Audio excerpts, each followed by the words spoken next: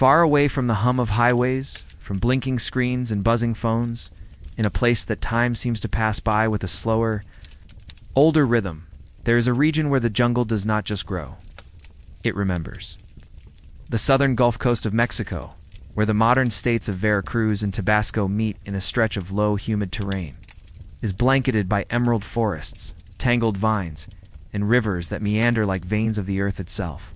It's a landscape of dense silence and sudden sounds, of birds calling out from the canopy, howler monkeys voicing their presence in the early morning fog, and of insects buzzing steadily like a living metronome.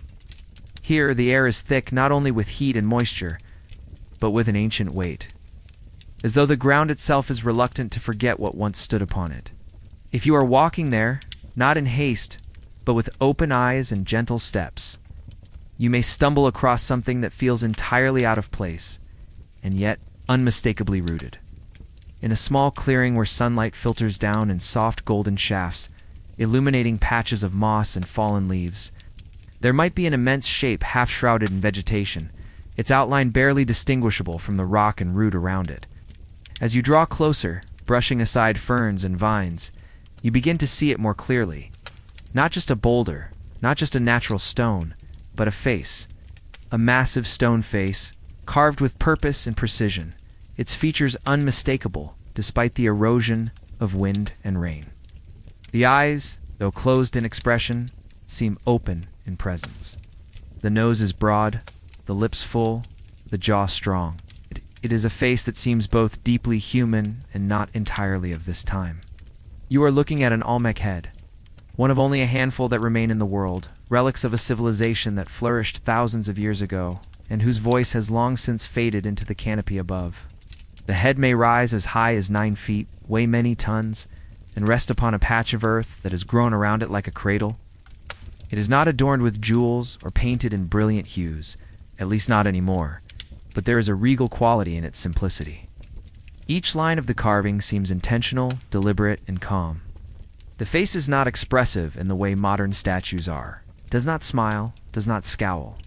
Instead, it watches, it waits, it simply is. And in that stillness, there is something haunting. Something that invites you to stay longer, to look closer, to ask questions that no one may ever answer with certainty. There are 17 such heads that have been officially discovered, though some believe there may be more, still buried beneath layers of jungle and time. Each one is different. Some wear what appear to be helmets or headdresses. Some have more angular features, others more rounded. Some show signs of being moved, of having been deliberately positioned or repositioned across great distances. All are carved from basalt, a hard volcanic rock not found at the sites where most of the heads were discovered.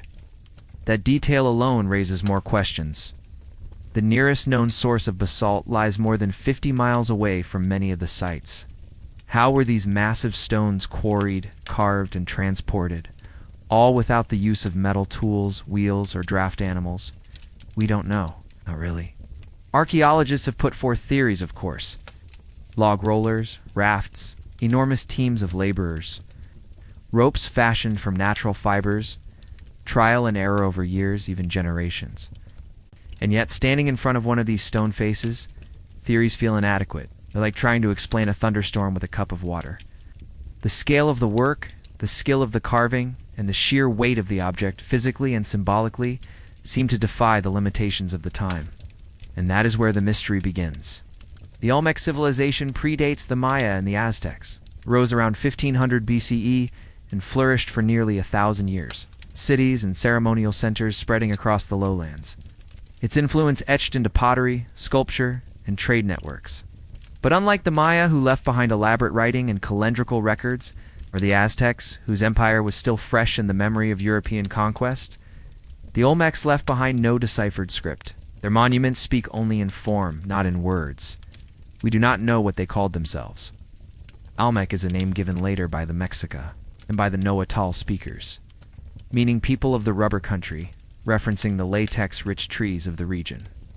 But to themselves, their name, their stories, their gods, all are lost. All except these faces. Some have speculated that the heads depict rulers, perhaps individual kings whose likenesses were carved in stone as a way to preserve their presence across generations.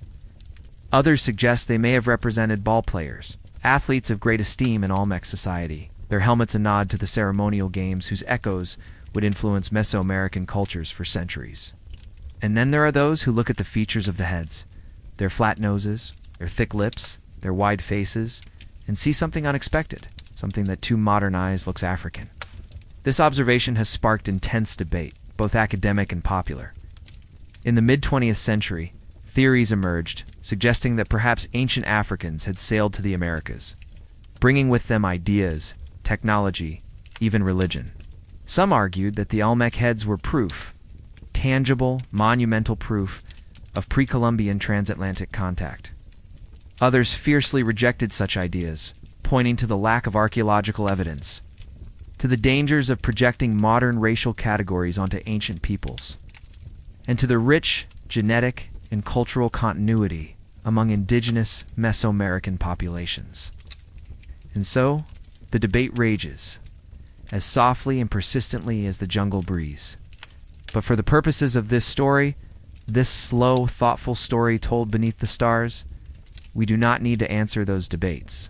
We do not need to declare who the Olmec heads resemble or who they were meant to honor. We can simply sit with the mystery. We can acknowledge that something powerful happened here, in this place, thousands of years ago. That a people now mostly forgotten carved their vision into stone, not for us, but for themselves. And that their work has outlasted empires, floods, colonization, and time itself.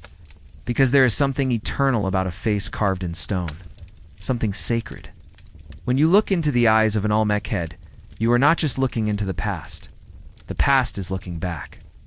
And though it says nothing, it tells you that it was here long before you were born, and it will be here long after you are gone. That kind of presence is not easily explained. It is felt, not measured. And in the quiet spaces between explanation and wonder, that is where sleep can settle in. So lie back and imagine the jungle. The trees swaying gently above, the moss growing slow and thick on ancient roots. The hush of a civilization that once breathed fire into stone, and there, in the clearing, a face, half hidden, half seen, fully felt, the first of many. To truly understand the mystery of the Olmec heads, we must go back. Not just back in time, but back in mindset, back in pace. We must slow down the way we think, the way we observe, the way we breathe. Modern life trains us to want quick answers, clean timelines, maps with neat edges and names stamped in bold. But the world of the Olmecs was none of these things. It was a world where time was not linear but cyclical, where nature was not a backdrop but a spirit to be honored, where human and divine were not separate but constantly entangled. In that world, a face carved into stone was not just a likeness. It was a presence, it was a way of capturing more than identity. It was a way of anchoring power, of crystallizing memory, of transforming a fleeting life into something permanent. The jungle changes constantly. Vines shift, rivers move, the earth sinks and rises, but stone remains. And so the Olmecs, whoever they were, carved these massive heads not for decoration but for meaning. These were not just monuments, they were messages. We may not understand the language, but we can feel the weight of what they meant to say. If you close your eyes and try to picture the world the Olmecs inhabited, it may not come easily at first. There are no famous ruins, like its Ah or Ah, Duh. No towering pyramids that have become postcard symbols of a mighty past.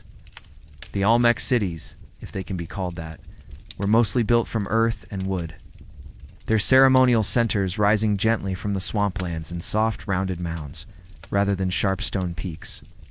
The land itself was not forgiving. Marshy, waterlogged, prone to flooding in the rainy season, and humid year-round. Yet it was also incredibly fertile. Rivers brought silt and life. Forests provided wood, animals, herbs, and resins. The Olmecs learned to shape this challenging environment into a world they could not only survive in, but thrive in. They built raised platforms and drained swamps. They cultivated maize, beans, squashed the staples of Mesoamerican diets, and supplemented them with seafood from the nearby Gulf. They carved not just statues, but whole societies into the land. organizing labor, trade, belief systems. What they built may not have survived in stone temples or written records, but its echoes are still there in the layout of sites like San Lorenzo and La Venta, in the pottery shards and buried jade, and in the massive heads left behind like sentinels keeping watch over time itself.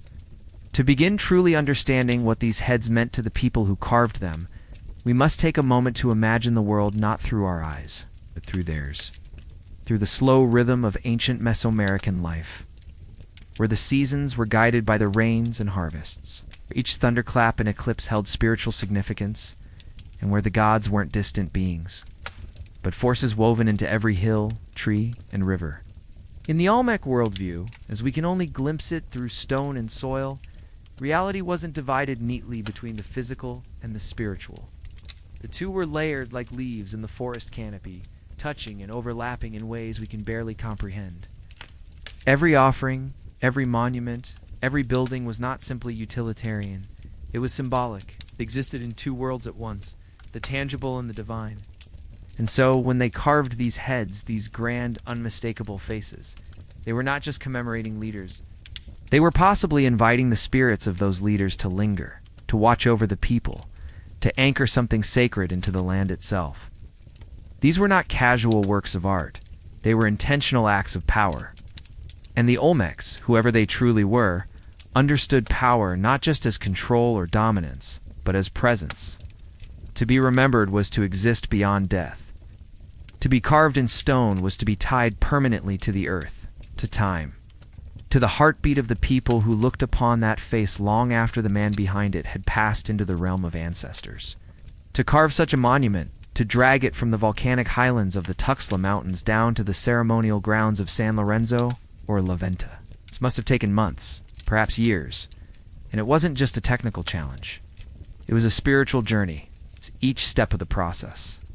From quarrying the basalt, to roughing out the form, to transporting it across treacherous terrain, to placing it upright in its final resting place, was likely accompanied by ritual. The Olmecs did not draw sharp lines between labor and ceremony, between engineering and belief. Every task, no matter how physical, was also imbued with meaning. The very act of carving a face into stone was a form of invocation. It was not enough to represent someone. You had to call their presence into being. Shamans might have fasted and chanted beside the block before carving began. Offerings, cacao, maize, obsidian blades, or even blood might have been given to the stone itself, not as a tool, but as a being. For in Mesoamerican cosmology, stones were not inert. They had essences, tempers, moods. To wake a stone with the wrong energy could bring misfortune. To chisel without asking its permission might invite resistance, even danger. So these heads, these enormous watching heads, were not simply carved, they were born. And their birth was a collaboration between man, stone, and spirit carried out in a slow, respectful rhythm that speaks to a completely different relationship with the world than the one we know today. Imagine the moment the head finally arrived.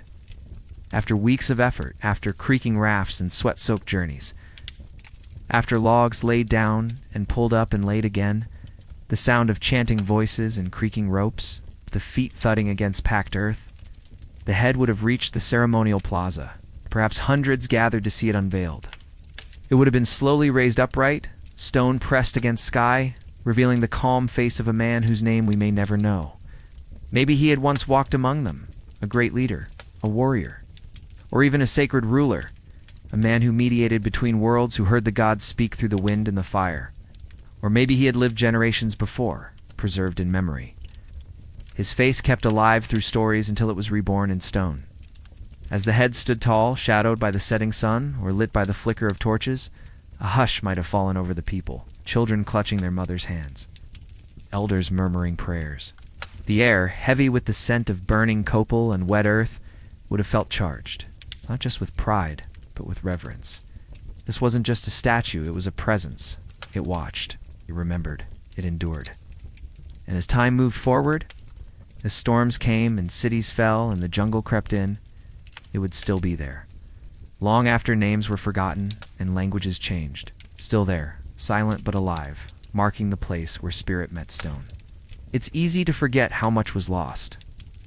The Olmecs left no written texts that we can read, no codices like the Maya, no hieroglyphs etched into stele that speak in deciphered language.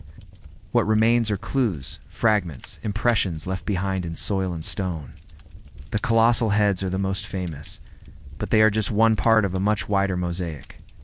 There are figurines, carved from jade and serpentine, so small and delicate they can rest in the palm of your hand.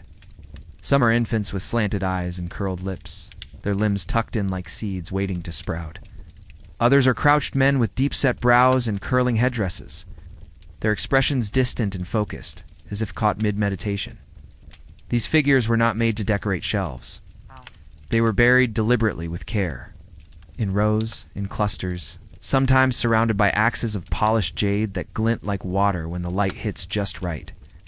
Why? Perhaps they were offerings to the earth itself, gifts to the underworld, or messages to the ancestors beneath. Perhaps they marked a shift in leadership, the birth of a new cycle, the sealing of a covenant with the divine. We do not know, not with certainty, and maybe that's part of their power. Oh. In our world where everything is cataloged and explained, the Olmec artifacts remain quietly resistant. They don't ask to be solved. They ask to be respected, to be listened to, not with logic, but with stillness, not with facts, but with presence.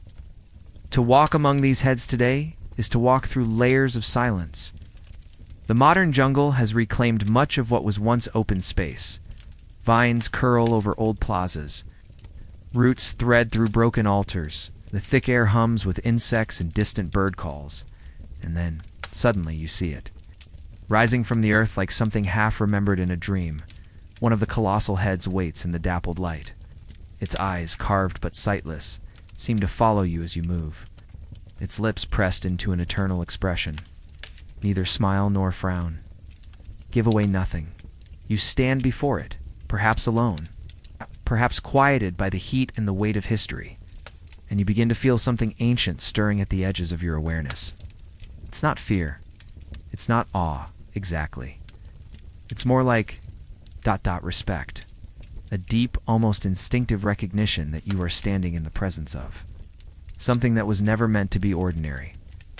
And in that moment, the centuries fall away. You are no longer a tourist, no longer someone looking back through the veil of time.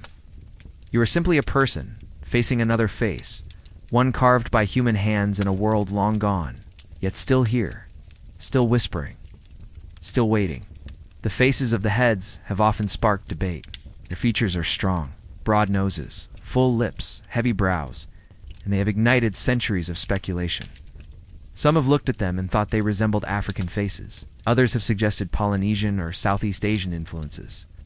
Over time, these observations have grown into wild theories, claims of transoceanic contact long before Columbus, of forgotten migrations, of ancient civilizations meeting across oceans. But while the heads do seem to reflect distinct facial characteristics, most archaeologists today agree that they likely represent the diverse features of Mesoamerican peoples themselves. After all, within any region, facial diversity is wide, and artists capture what they know. What these heads show us with their individualized expressions and variations is that the Olmecs were not sculpting gods with idealized forms, but people.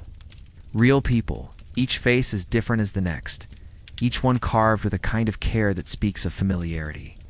These were not fantasy images. They were memories in stone. What matters most is not where the inspiration came from, but what the sculptures meant to the people who created them. They weren't trying to tell the world a secret about distant contact or lost continents. They were speaking to their own time, their own people, their own understanding of leadership, power, and legacy. And in doing so, they left behind a mirror that still reflects. Not because it shows us their faces, but because it makes us wonder about their minds. There is something almost paradoxical about the Olmec heads. They are both incredibly heavy and strangely elusive. Each one weighs many tons, some over 20,000 kilograms, yet they leave no written weight behind in history. They seem immovable, yet they were moved across tens of kilometers without the wheel, without beasts of burden, and without any metal tools to cut or chisel with. How? It's a question that echoes softly through the halls of archaeology and the corridors of imagination. Perhaps they used log rollers, wetting the earth to reduce friction. Perhaps they built rafts and floated them along winding rivers. Perhaps they formed massive human chains, with laborers singing as they hauled the stones by sheer strength and will. But beyond the how, there's the why. Why did they go to such lengths for these heads? What compelled them to invest so much time, so much energy into shaping and transporting them? The answer may lie not in logic, but in belief. In a world where ancestors were not memories, but living presences, where every action was watched by spirits, gods, and the forces of nature, such labor was not wasted. It was sacred. To honor a great leader, to ensure his spirit would continue guiding the people, to mark the land with his legacy. These were acts worth any cost. And perhaps in those quiet hours of carving and hauling, the people weren't just building monuments. They were building continuity, anchoring their identity into the earth one face at a time. Consider the faces themselves. Not just their features, but their expressions. None of them are smiling. None are shouting. None are frozen in agony or joy. They all wear the same calm, unreadable expression, not vacant, but composed, as if they're listening, as if they're waiting, as if they're part of something too vast, too sacred, to be disturbed by the passing of time. Perhaps they are. The Olmec heads were almost certainly portraits, but not in the modern sense. They weren't meant to capture a moment or freeze an emotion. They were made to preserve presence, to give permanence to someone's power, to remind those who walked the plazas and ceremonial grounds who had once stood there, and what order had once been upheld. But the expressions also serve another purpose. They reflect back to us whatever mood you bring to the face: wonder, confusion, admiration, skepticism. It holds it without judgment. It receives your gaze and gives nothing away. And so you keep looking and looking, till something deep inside you begins to quiet down. Your thoughts slow. The noise of your own inner questions softens. You are no longer trying to figure it out. You're just ... with it. That is part of the magic. These heads don't speak loudly. They don't explain. They invite, offer the stillness of ancient time. The hush of memory pressed into stone. And in that stillness, they ask you to join them. Not as a historian, not as a skeptic, but as a witness. We often think of civilizations as rising and falling like mountains, grand peaks of glory that inevitably erode into dust. But for the Olmecs, who flourished between roughly 1400 and 400 BCE, their fall is more like a fading, a slow, quiet dimming of light rather than a violent collapse. One day the centers like San Lorenzo were alive with ritual, trade, and ceremony, and then, over generations, they were abandoned. The people didn't vanish, but the culture that had once carved heads, built platforms, and shaped belief systems gradually gave way to something else. New centers rose, new gods took prominence, new languages evolved, but still, the heads remained. The jungle did its best to swallow them, but the stone did not yield, and in a strange way, these faces became timeless. Unclaimed by any one people in the present, they slipped into legend. Locals sometimes said they were buried giants, or gods turned to stone. When the first Spanish chroniclers passed through centuries later, the heads were not mentioned. They lay hidden beneath centuries of earth and leaves. Not until the 19th and 20th centuries did archaeologists begin to uncover them, piece by piece, brushing away the layers of time. And still, even now, each discovery feels like meeting someone again, someone you've heard of, someone you've wondered about, someone who doesn't speak your language but somehow knows you're there. The Olmec heads do not ask to be rescued from obscurity. They simply wait, as they always have, until someone looks closely enough to remember. The discovery of the first Olmec head in the modern era was not made in a grand museum or behind a velvet rope. It happened in the soft soil of Veracruz, Mexico, in the 1860s. The local people already knew it was there. It had always been there, resting half-buried in the earth like the remains of a sleeping god. But when outsiders saw it, really saw it, it sparked something that hasn't stopped since. Curiosity, wonder, debate, and perhaps a little discomfort, because the face did not fit the expectations of those early archaeologists. It wasn't a stylized image like Egyptian or Greek art. It wasn't abstract or geometric like some other Mesoamerican pieces. It was real, human, alive, and it looked nothing like the European ideals. Those early scholars had brought with them wide nose, full lips, deep-set eyes. It seemed to whisper of a world that had gone unacknowledged. A people whose story had not been included in the grand narratives of civilization. And that whisper only grew louder as more heads were uncovered. 17 in all, across 4 different major sites, each one different, each one carrying the same quiet, dignified expression. They weren't anomalies, they were a pattern. They demanded to be included in the story of human history, not as a footnote, but as a chapter. And so began the slow reweaving of understanding, the reshaping of timelines, the reframing of what it meant to be ancient. These heads carved before Rome, before Athens, before the pyramids of Giza had weathered their first storms. These were not primitive relics, they were declarations. From a civilization that knew who they were, even if we have only begun to ask. There is a quiet dignity in how the Olmec heads sit. Not raised on towering plinths or hidden in royal tombs, but grounded. Planted directly in the earth, some resting nearly flush with the ground, as if the builders wanted them to emerge naturally from the land, as if these great stone faces belonged not above the people, but among them. You can imagine generations walking past them, children running barefoot over the soft dirt, stopping just long enough to glance up at the stony gaze. Elders resting in their shade, whispering prayers or memories. Leaders bowing their heads not out of obligation, but respect. These heads were not meant to intimidate. They weren't warnings. They were reminders, perhaps of a great ruler's wisdom, perhaps of a protector who kept the reins steady and the enemies distant, or perhaps of something deeper, the idea that power, true power, could endure without cruelty. That memory didn't have to fade if it was carved deeply enough into the bones of the world. And now, as you listen quietly, that same energy is still there. It hasn't dimmed. Not really. It only waits for a quiet mind to notice, because these aren't just artifacts.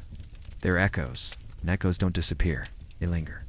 They stretch through time like threads, not to pull us backward, but to remind us we've always been connected. To the land, to one another, and to the silent stories that never needed words to be understood. So as the night deepens and the last echoes of birdsong fade into the still air, imagine one of those great heads resting beneath the canopy of stars. No spotlight, no plaque, just moonlight falling across its features, the stone cool and eternal. The jungle breathes around it, trees shifting, insects humming softly, wind stirring the leaves above. Somewhere water drips rhythmically against stone, and the head remains still, just as it has for thousands of years. Not watching, not waiting, simply being. And maybe that is the truest mystery of all, that something carved so long ago, with hands now dust, can still feel alive, not because it speaks, but because it listens. And in listening, it gives us something precious in return, a sense of stillness, of timelessness, of connection. When we quiet ourselves enough to hear it, we remember that history isn't just a record of what happened, it's a presence. And the Olmec heads, silent and strong, are part of that presence. It's not frozen in the past, but quietly alive in the now. To understand the mystery of the Olmec heads, we must gently step beyond the stone faces themselves and into the world that birthed them. A world older than the rise of Rome, older than the pyramids of Meru, and even older than the dynasties of classical Greece. We begin in the lush lowland jungles and coastal plains of what is now southern Mexico, specifically in the regions we know today as Veracruz and Tabasco. It is here, among the wetlands, rivers, and swamps, that the Olmecs flourished. It is not a landscape of easy comfort. The air is thick, heavy with humidity.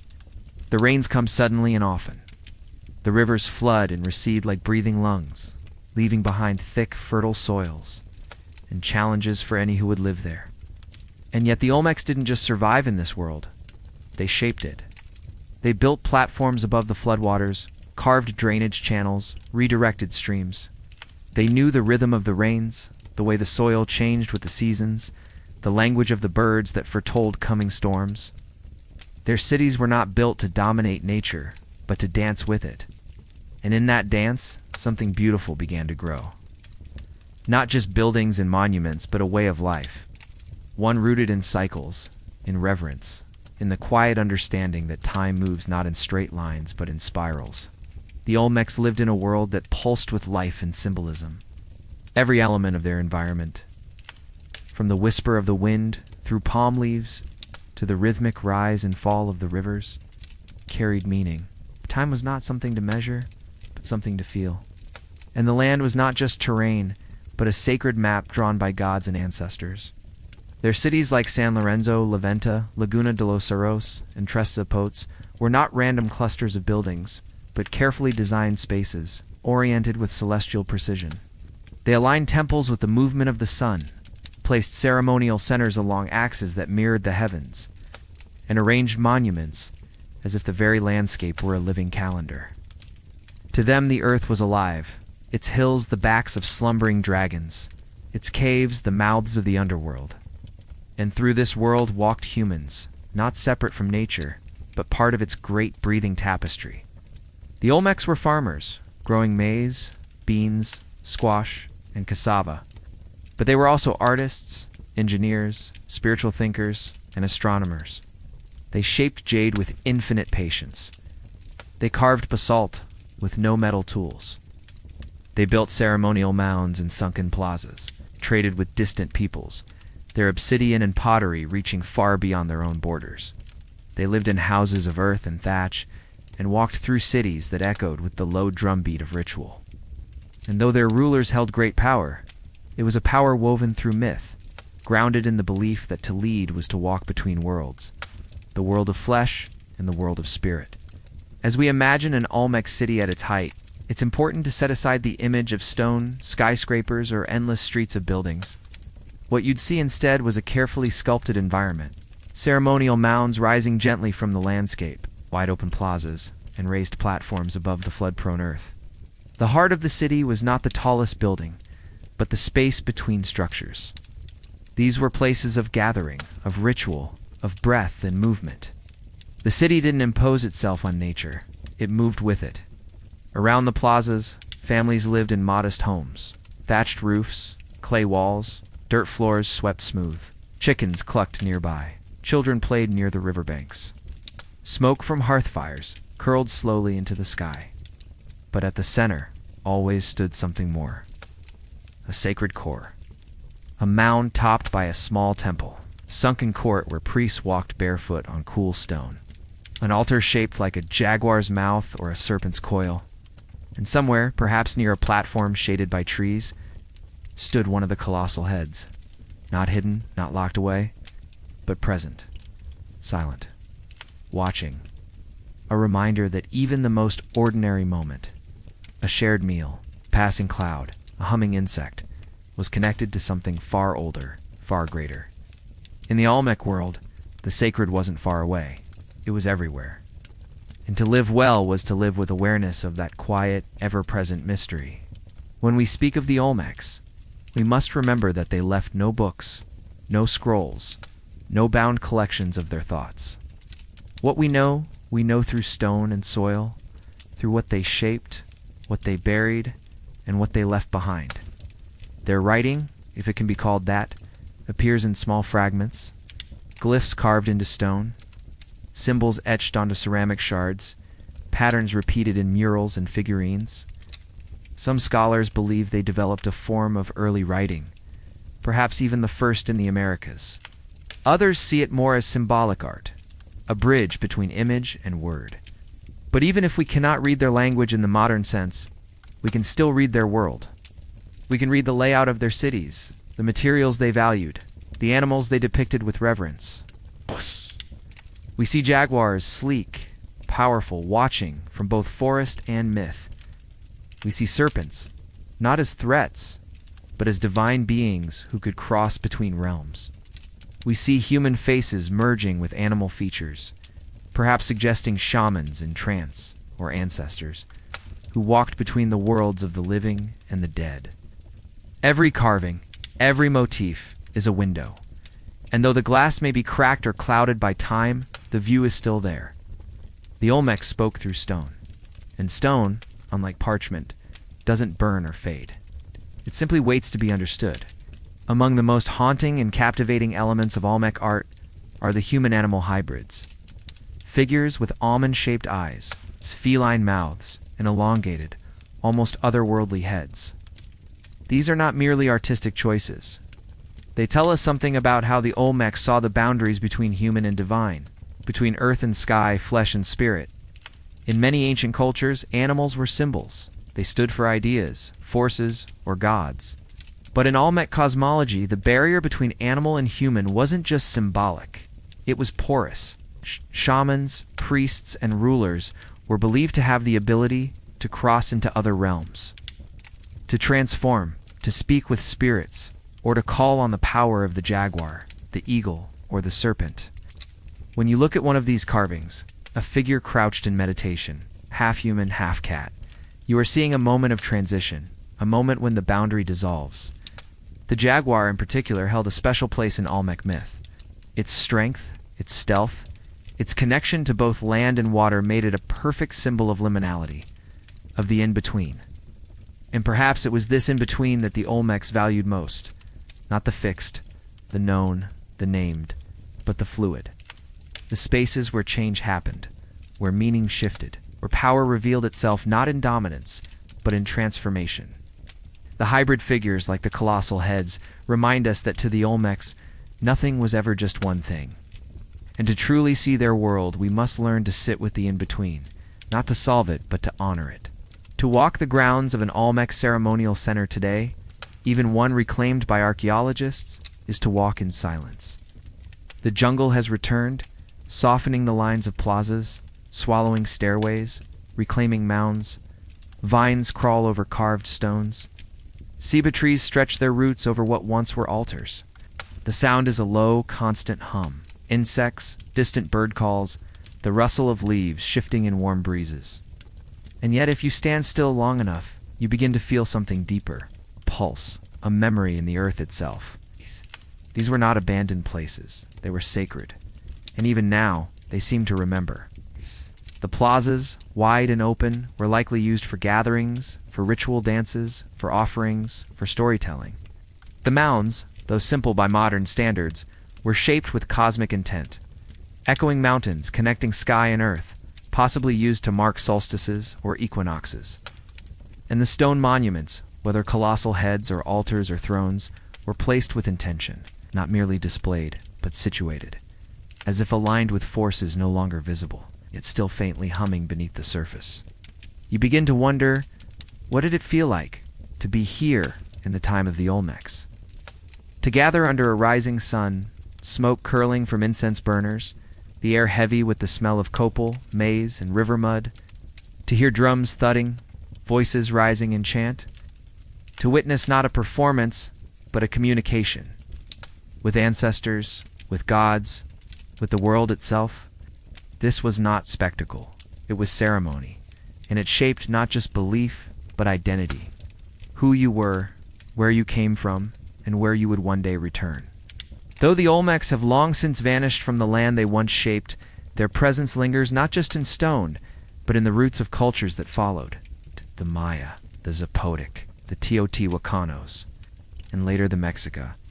All these civilizations inherited echoes of the Olmec way of seeing.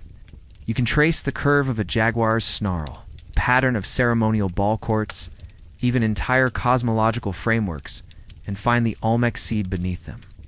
They were not forgotten. They were transformed, absorbed, revered, perhaps. Yeah. That is why their monuments still hum with energy, because the line between past and present is never truly broken. For the Olmecs, the ancestors were not gone. They were near. They lived in the stones, the rivers, the wind that passed through the trees. And so memory wasn't kept in books or scrolls. It was carried in ritual, in the tilt of the head during a dance, in the way a bowl was painted, in the songs passed down to children at dusk. When we speak of mystery, we often imagine a void, something lost, unreachable. But with the Olmecs, the mystery is not absence, it's presence. A quiet, patient presence, waiting for us to sit still long enough to listen. Not to extract answers, but to let our modern minds slow down, soften, and remember how to wonder. Because in that wondering, in that childlike gaze turned toward ancient stone, something opens, and for a moment, we are not so distant from them after all. The Olmecs, as far as we can tell, did not build to conquer. They did not leave behind empires carved into maps or sprawling ruins of military might. Instead, they left subtler marks. Carefully carved jade figures, ceremonial axes buried in sacred caches, smooth altars shaped like thrones, and those enormous basalt heads whose gaze remains unbroken even after thousands of years. Their greatness wasn't measured in the size of their armies, but in the depth of their symbols. And it is through these symbols that their legacy travels, not through loud declarations, but through whispers. You can see it in the jaguar masks of later Mesoamerican cultures, in the symmetrical designs carved into temple steps, even in the way rituals were performed centuries later. Their spiritual system, though not fully understood, seemed to center around dualities, day and night, rain and sun, jaguar and serpent, life and death. They saw balance not as a goal to achieve once, but as a cycle to be maintained constantly. Life was not linear. It was circular, ever returning, ever shifting, but always flowing. This worldview colored everything they did, from how they planted crops to how they buried their dead. And when they carved their colossal heads, perhaps they weren't just commemorating rulers or ancestors. Perhaps they were anchoring their world, setting something unmoving in the middle of change. A reminder that even as waters rise and forests shift and empires fall, some deeper rhythm holds steady. Maybe that's why we still feel their pull, because deep down, we're still looking for that rhythm too. Try for a moment to picture the creation of one of these colossal heads, not in a museum or on a tourist site, but as it might have been over 3,000 years ago. The scene begins not in the village, but at a distant basalt outcrop, perhaps miles away from the ceremonial center where the head will eventually stand. There, among the hills or near a volcanic ridge, a group of workers, artisans, spiritual leaders stand beneath the hot sun, staring up at a massive piece of stone. Raw, dark, stubbornly heavy. No metal tools, no cranes, no written blueprints. Just their hands, their minds, their traditions, and a purpose that somehow demanded this impossible task be done. They begin not with carving, but with listening. Listening to the rock, to the spirits, to the signs in the stars. Perhaps days of ritual pass before the first chip is struck. When the work begins, it is slow, deliberate. Hammerstones chip away at the surface, shaping something vast, face-like, but not yet human. The workers pause often, not just to rest, but to reassess, to make sure they are not forcing the stone, but working with it. The face that emerges is not generic. It has character, strength, presence. It is a portrait, many believe, of a real ruler, a real person whose memory deserves something greater than words. And when the head is finally shaped, the greatest challenge is still ahead, transporting it. Theories abound. Log rollers, sledges, raft systems, sheer manpower. And we may never know the exact method, but the fact remains, they did it. Again And again. and as the face was lowered into place, no doubt amid song, incense, and deep silence, something ancient was complete. Not just a monument, but a message, commemorate in stone. And so the head stood, immense, quiet, unmoving. Gazing out over the land it would watch for centuries. Perhaps it was placed at the edge of a plaza, its back to a raised platform, where dancers once moved in spirals under the moonlight. Or maybe it faced a ceremonial court, watching over the games and gatherings, its solemn expression a witness to the rhythms of both celebration and mourning. Imagine the passing seasons. Rain darkening its surface, vines creeping near, children playing in its shadow, elders passing with quiet nods. The face did not smile, it did not frown. It simply existed, a massive, enduring presence in a world where everything else changed. It saw the planting of maize and the return of storms. It saw the lighting of fires and the pouring of offerings. And when the time came, as it always does, when the city began to empty, when walls began to crumble, and when jungle crept inward with soft, persistent feet, it did not resist. It stood. Even as the names of those who made it were forgotten, even as new peoples rose and called the land by other names, it remained. There's something humbling in that, in a monument so large and deliberate, yet so quiet. But it reminds us that memory is not always loud, that legacy does not always shout. Sometimes it simply watches, and in watching, it endures. In modern times, When these heads were first rediscovered, buried deep in the soil, hidden beneath centuries of earth and root, they stirred something ancient in the hearts of those who saw them. Imagine the moment a shovel strikes, not stone, but a smooth curve. The excitement builds. Earth is cleared away, little by little. Then the lips appear full, curved, carved with intent. The nose, the strong cheekbones, and then finally the eyes, closed or downcast. Calm, enormous. A human face carved in immovable basalt. It was as if a giant had fallen asleep beneath the jungle.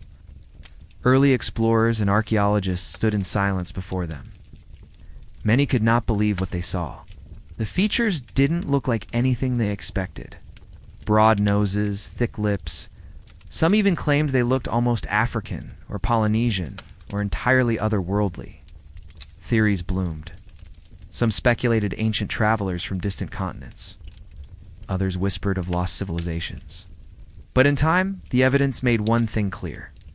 These were made here, in this land, by these people, by the Olmecs. They were not anomalies.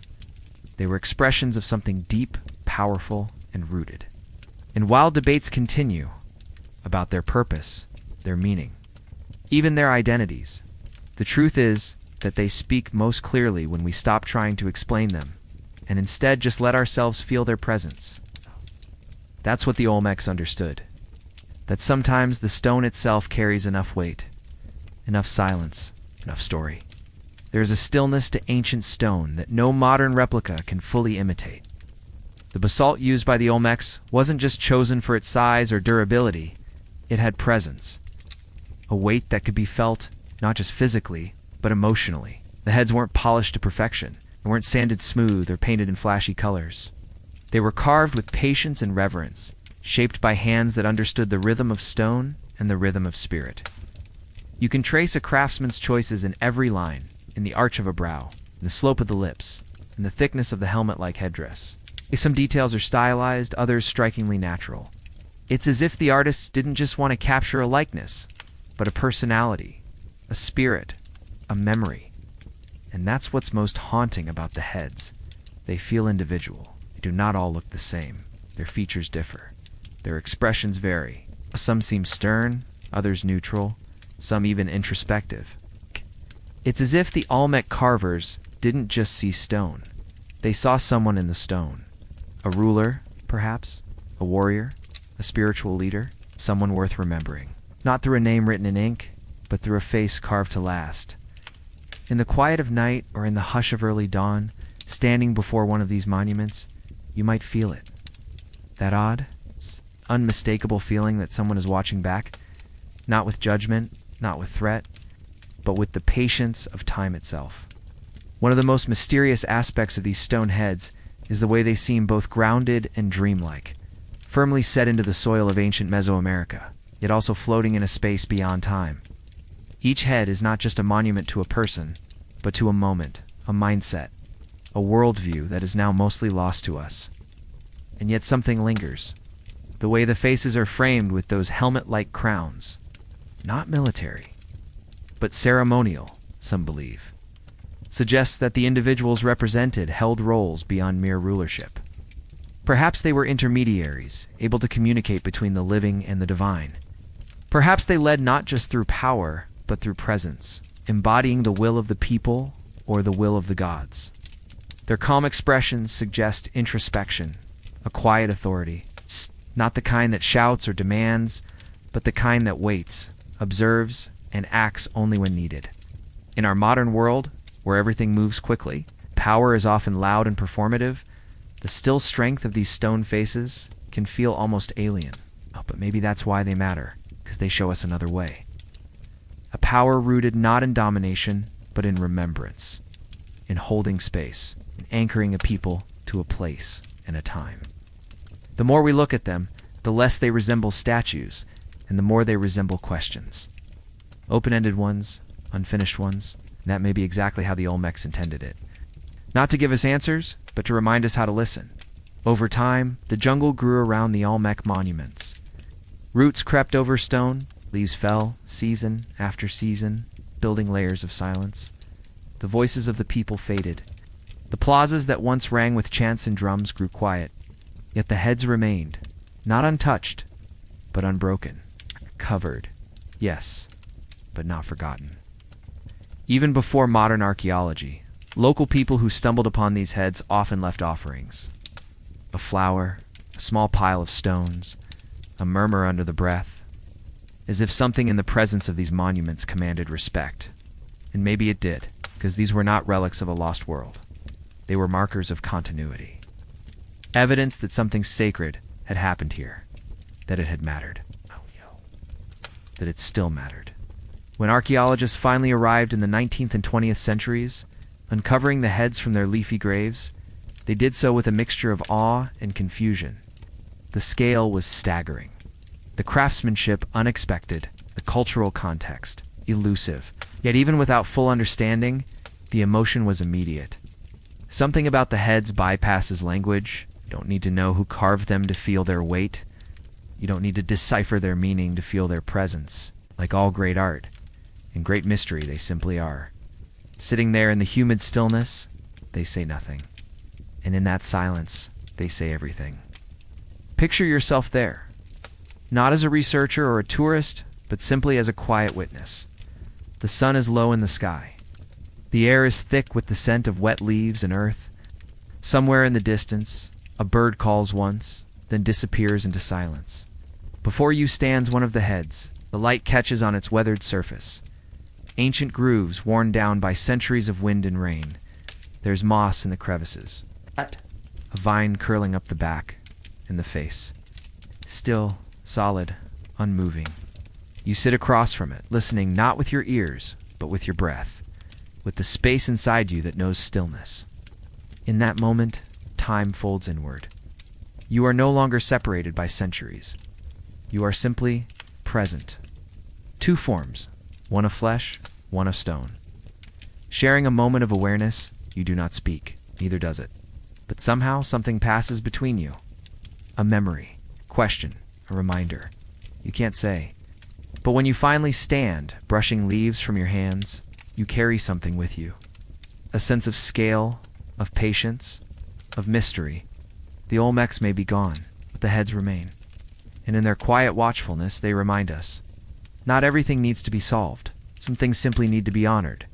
When you look closely at the colossal Olmec heads, beyond their sheer size and weight, what strikes you most are the faces, not the abstraction of them, not cartoonish or symbolic, but the very real presence they hold.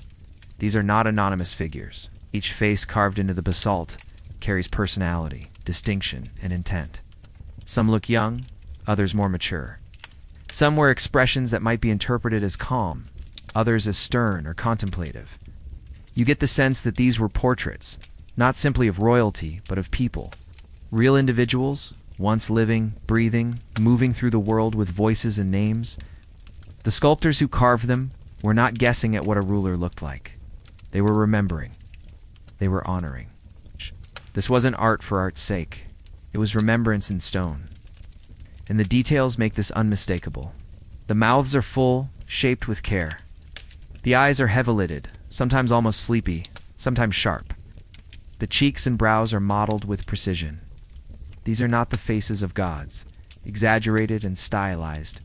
These are the faces of rulers, of human power. And yet, even as the faces feel so specific, so intentionally individual, there is something universal about them too. Their expressions, carved with such deliberate restraint, invite projection. We find ourselves wondering what they were thinking, what they knew, what they ruled over, and how. Did they sit atop raised thrones above a gathered crowd? Did their voices echo across wide plazas, their decisions rippling outward like stones dropped into a still pool? Were they beloved or feared? Or both? The lack of inscriptions of names etched into the stone leaves it open. There are no official labels to guide us, no ancient texts telling us who these men were. And in that absence, we return again and again to the features themselves. The strong jaws, the furrowed brows, the subtle curve of the lips. These aren't just artistic choices, they are windows. Perhaps they served as more than memorials. Perhaps they were tools of power, meant to display strength even after death, meant to impress, to intimidate, or simply to remain. In a world where nature reclaims almost everything, these stone visages endure, and in doing so, continue the authority of those they represent. Much debate has arisen around who exactly the heads were meant to depict. The leading theory is that they represent rulers, possibly kings, lords, or high-ranking chieftains of the Olmec world. They're supported by the elaborate headgear each statue wears. The helmets, though carved in slightly different forms, are remarkably detailed. Some show bands or straps across the chin, others have what appear to be decorative ridges or knots at the top. These could have been ceremonial helmets used in rituals or warfare, or even part of regalia worn during sacred games or processions. The point is, these heads are not of commoners. They were individuals of status, surrounded by power, and remembered not with words, but with labor and stone. And yet, there's humility in their portrayal. They are not carved as triumphant or victorious. There are no wide smiles, no snarling mouths, no weapons at their sides. Instead, there is restraint, a quiet confidence. The sculptors did not glorify with grand gestures. They dignified with stillness. In that sense, these monuments speak volumes about what the Olmecs valued. Perhaps it wasn't boastful grandeur they wanted to preserve, but presence. Leadership is stability, strength is calm. Scholars have long marveled at the realism in these carvings, especially considering their age. These heads are not vague shapes chiseled by untrained hands. They're deliberate, intentional, refined. To sculpt a head over 2 meters tall, from a single block of dense basalt, and to do it without metal tools, speaks to an extraordinary level of planning and skill. The artists must have visualized the face before they began, understanding how light would fall on cheekbones, how depth would shape expression, how scale would affect emotion. Some researchers suggest the sculptors may have used smaller clay models as guides, scaling them up carefully as they carved into the enormous blocks. Others think they worked directly, intuitively, letting the face emerge slowly through repeated rounds of carving and refinement. Either way, the process wasn't quick. It may have taken months, or even years to complete a single head. And during that time, the sculptors weren't just shaping stone. They were preserving memory. Each hammer strike was an act of reverence, each smoothed edge a gesture of loyalty. These weren't laborers following orders. No, they were artists engaged in something sacred. That sacredness can still be felt. Thousands of years later, when we stand before these faces, we are meeting not just rulers of a forgotten world, but the quiet, patient hands that carved them into history. One of the most powerful aspects of the Olmec Heads is their silence. They do not explain themselves. There are no inscriptions beneath them, no hieroglyphs etched into the base, no known scrolls that record their stories.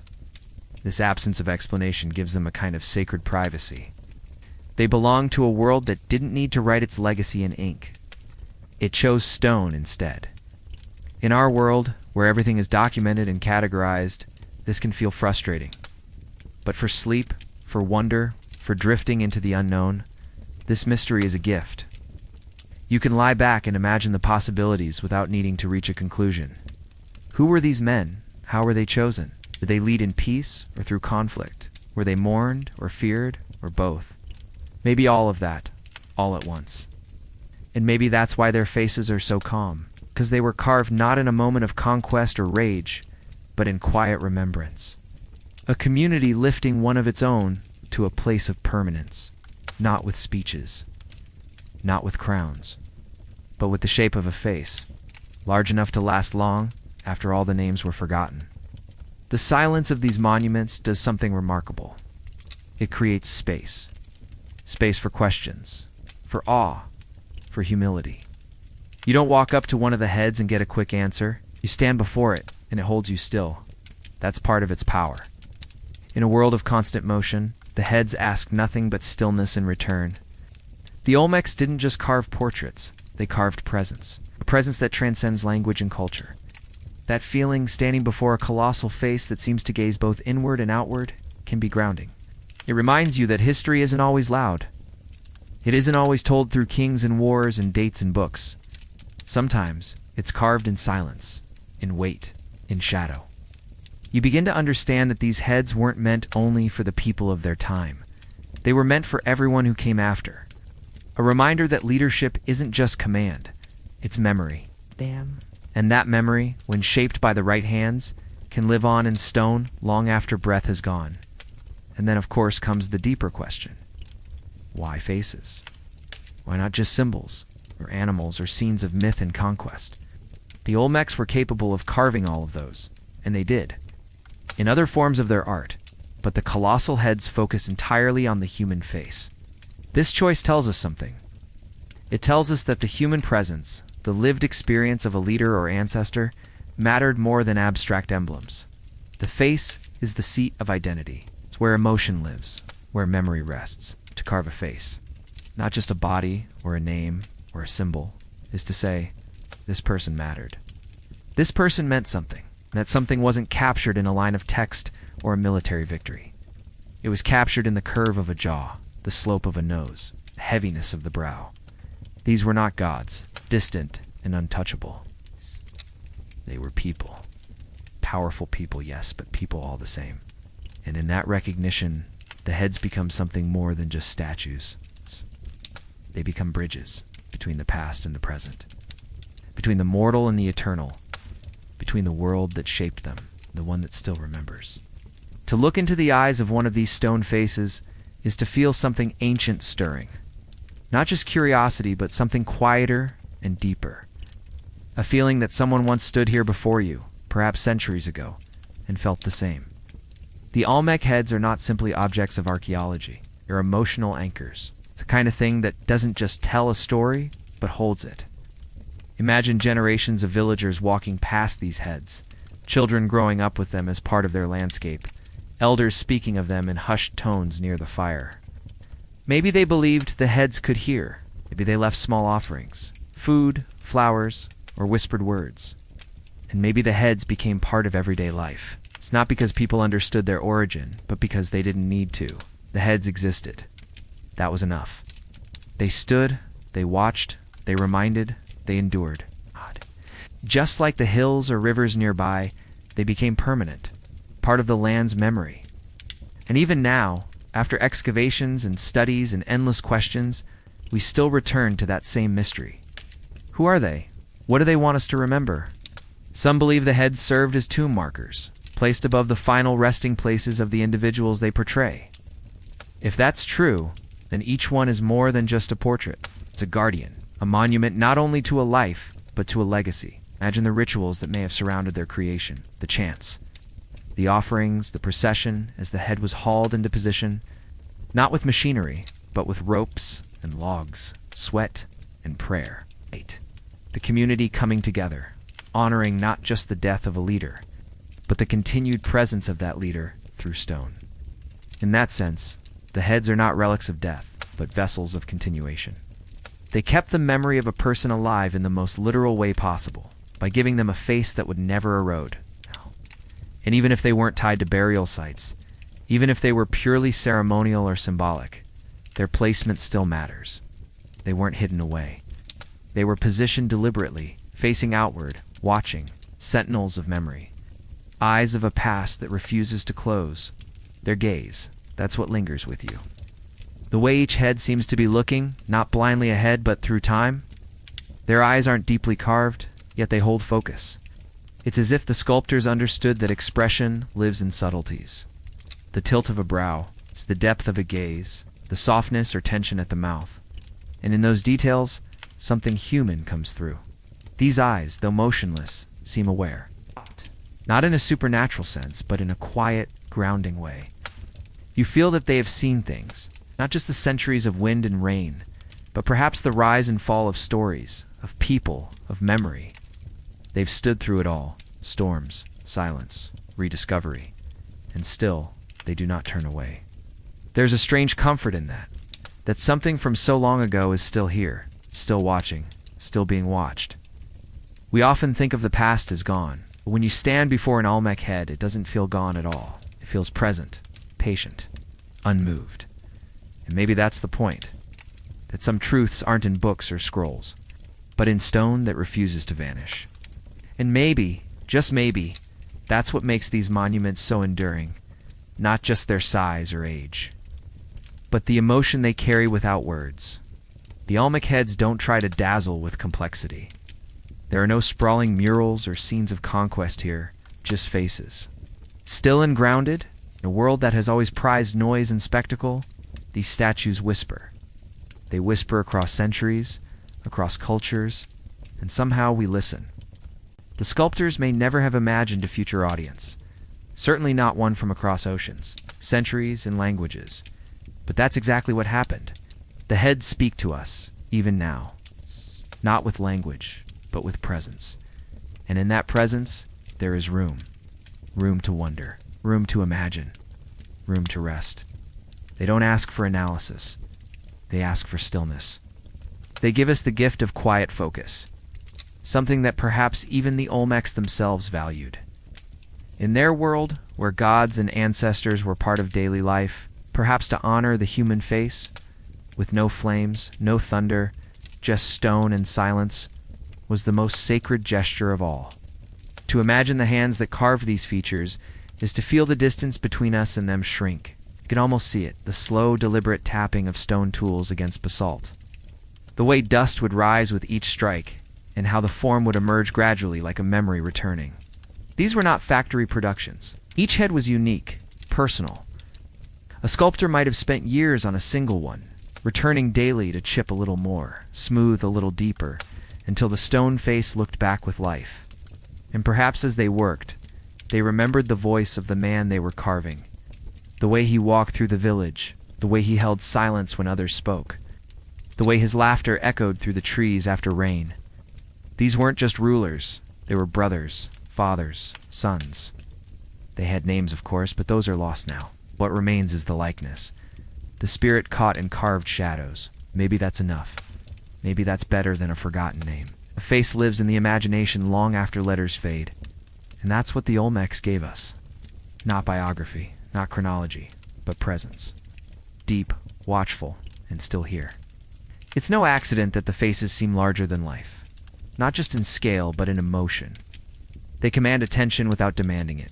They don't roar or threaten, and yet they hold a presence that feels undeniable. Their expressions are calm, but not blank. Heavy-lidded eyes, thick lips, strong cheekbones, all carved with restraint, as if to say that power doesn't have to be loud to be felt. The Olmecs could have made these faces shout with anger or pride. Instead, they gave them patience. That artistic choice is revealing.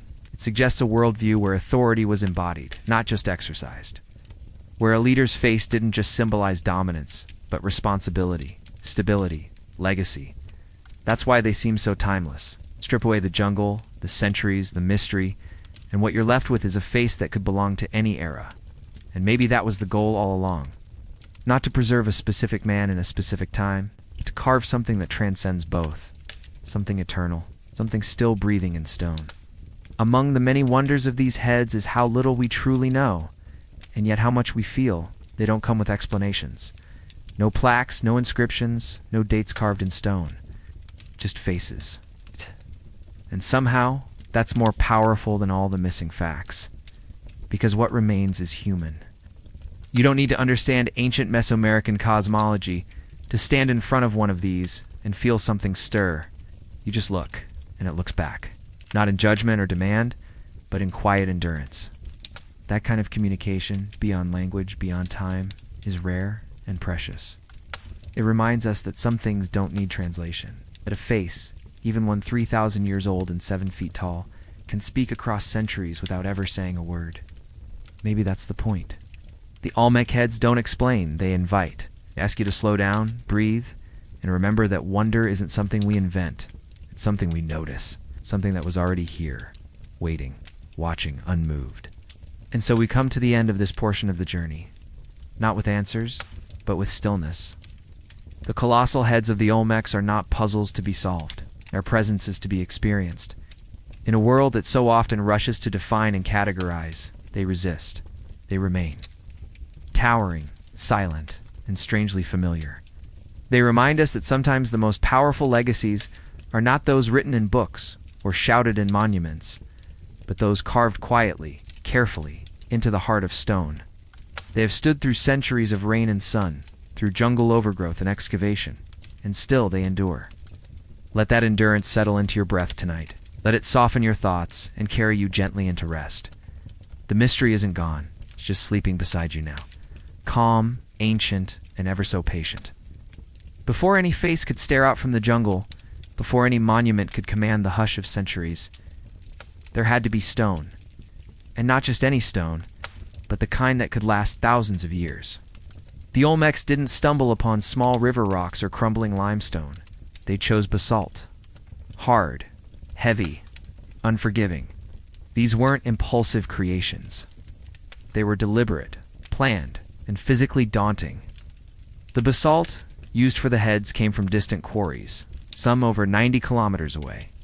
Places like the Tuxtla Mountains, where the volcanic stone sat buried in the earth or stacked along ancient ridges. To think of the effort it took to simply reach these places is staggering. No wheels, no beasts of burden, no metal tools. And yet they went, again and again. Men with a vision that outlived them. They cut the stone with handheld tools made of harder stone. They broke, chipped, and coaxed these stubborn monoliths into transportable shapes, or at least shapes they believed they could move. And that was only the beginning. Transporting a 20-ton boulder across 90 kilometers of dense Mesoamerican terrain, that alone sounds like the stuff of myth. But for the Olmecs, it was engineering reality. There were no carts or draft animals to ease the burden. Just people. People with ropes of fiber, with wooden rollers and sledges, with knowledge passed down by voice and muscle. And patience. They might have waited for the rainy season, using swollen rivers to float their stone downstream, guiding it slowly on rafts lashed together with vines. Or perhaps they dragged it over land, inch by inch, using logs laid like tracks, lifting and shifting, resting and resuming.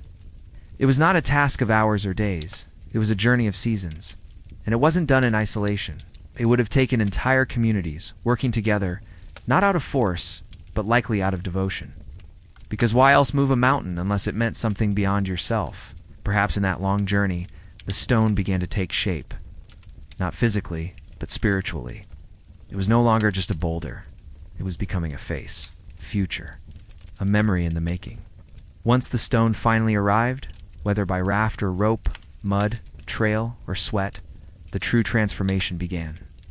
The Olmec sculptors weren't merely laborers. They were artisans, guardians of a skill that blended precision with intuition. They didn't have chisels made of metal or templates drawn on parchment. Instead, they held in their minds an image, not a sketch, but a memory, a vision, passed down through ritual, ceremony, or perhaps whispered dreams. With hammerstones made of tougher basalt, they began, strike after strike, hour after hour, carving a forehead here, a lip there, slowly, deliberately, shaping expression from silence. They didn't rush. There was no need. The work would take as long as it needed to take. Perhaps weeks, perhaps years. The stone wasn't something to conquer. It was something to know. And through knowing it, through listening to the stone's natural form, they could bring forth what was already sleeping within it, a face, a story, silent giant that would one day outlast even their memory.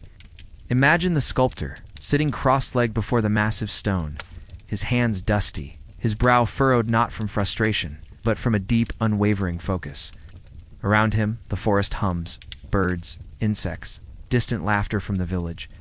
But in that circle of work, there is only the tap of stone on stone. Maybe there were apprentices nearby, watching, learning, gathering the chips and dust, bringing water or food.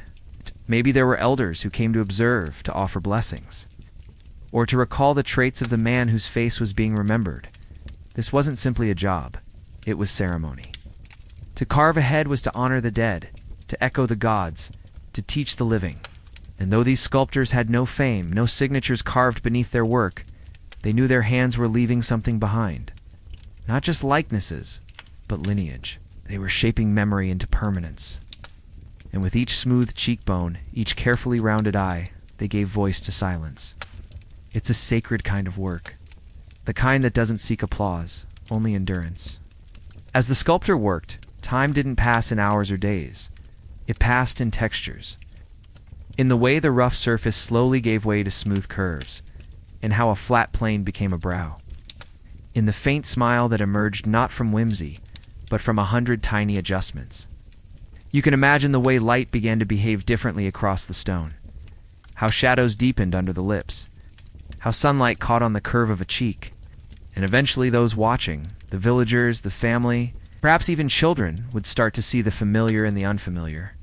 "It's him," they might say softly, pointing to the strong jaw or the thick neck. Not because the sculpture was perfect in detail, but because it carried an essence, something more than physical, a presence. And as the final touches were laid, the headdress, the ear flares, the careful smoothing of the crown, it was no longer just art, it was arrival. The face was here, the journey complete. And the stone, now full of meaning, would begin its second life, not as something moved, but as something unmoving, waiting, watching. Now placed in its final resting place, perhaps at the edge of a ceremonial plaza, or near the center of a sacred space, the head would become part of the community's spiritual and social rhythm. It didn't sit there like a statue in a museum, collecting dust in silence. No, it lived within their days. Children would grow up passing by it, learning its features before they knew the names of stars. Elders might nod toward it when speaking of justice or tradition. Offerings could be left at its base: feathers, maize, obsidian flakes, gifts of gratitude or hope. During ceremonies, smoke from copal resin might drift around its face, as priests chanted prayers and drummers beat slow, steady rhythms. The head, unblinking, accepted it all, not because it was divine necessarily, but because it was present. It stood where it needed to stand. It reminded everyone, not with noise or spectacle, but with stillness, of who they were, where they came from, and what they carried forward. And in time, the face became part of the land. Rain washed over it. Moss crept into its crevices. Birds nested nearby, and roots reached slowly beneath its base. But it didn't vanish.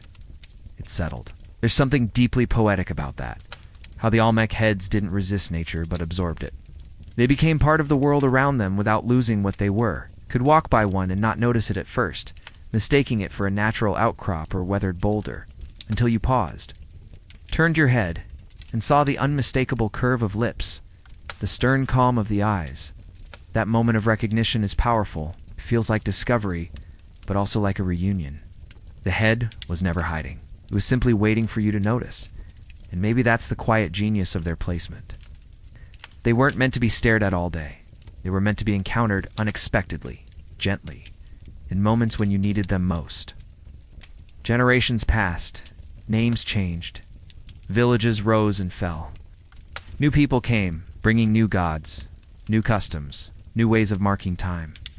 And still, the heads remained.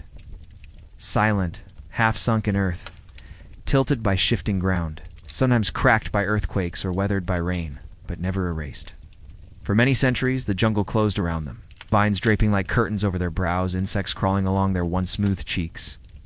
But even in that stillness, the memory didn't disappear. Locals spoke of them. Stories grew. Some said the heads were ancient kings, turned to stone by jealous gods. Others believed they were guardians, watching over sacred places. And still others simply called them the Old Faces, a name without fear, spoken with quiet respect. Because no matter how many years had passed, it was clear. These faces meant something. Not in the way history books demand, with footnotes and timelines, but in the way that a quiet mountain or a still lake means something.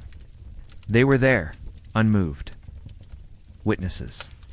When archaeologists finally stumbled upon these stone faces in the 19th and early 20th centuries, it wasn't with the fanfare you might expect. There were no golden idols, no buried treasure, just enormous heads rising quietly from the soil. Their expressions unchanged after centuries of solitude. The discoverers were stunned. Who had made them? Why were they here? And how had such a supposedly primitive civilization carved and moved something so massive and refined? The questions poured in faster than the answers. And yet, for all the curiosity, the heads themselves didn't offer explanations. They just kept doing what they had always done. Watching, waiting. Their features didn't brag. Their scale didn't overwhelm. Oh, But their presence demanded reverence. It was clear, even to the first modern eyes, that these were not accidents of nature. They were messages, or monuments, or memories, maybe all three. The more researchers learned, the deeper the mystery grew. In the stillness of a museum or at the edge of a jungle clearing, the heads draw you in. They don't need signs to explain their importance. You feel it. Standing before them, you realize you're not just looking at a piece of art. You're looking into a face that once held meaning for a world long gone. Their eyes, though carved in stone, seem to hold a quiet focus, as if they're still paying attention. Not to you specifically, but to time itself. They've seen more than we ever will. Rainfall over centuries. Trees rise and fall. Stars shift across the sky. Empires come and go. And now, in the hush of your own breath, as you stand before them. Whether in thought, in memory, or in dream, you are part of that same slow current. There's no rush here, only presence. It's only the rhythm of stone and silence, and the feeling that some mysteries are not puzzles to be solved, but stories to be carried. Each head is different, not wildly, but subtly. The shape of the lips, the tilt of the eyes, the curve of the jawline. Some wear elaborate helmets or headdresses, others seem bare, their expressions ranging from stern to serene. And it's in these details that something deeply human begins to emerge. These were not just symbols, they were individuals. Representations of real people, we believe, perhaps rulers, warriors, or spiritual figures. The care taken in sculpting them was not just technical, but emotional. The Olmec artists weren't copying a mold, they were telling a person's story in stone. We may never know their names or lives, but we know this: they mattered to someone, enough to be immortalized, not in writing or gold, but in basalt. He most enduring tribute of all. And in that way, their legacy isn't just carved, it's felt. Not loudly, but steadily, like a heartbeat in the earth. There's something strangely comforting about the permanence of these heads. In a world where so much changes, where buildings fall, languages vanish, and even mountains wear down, these faces remain.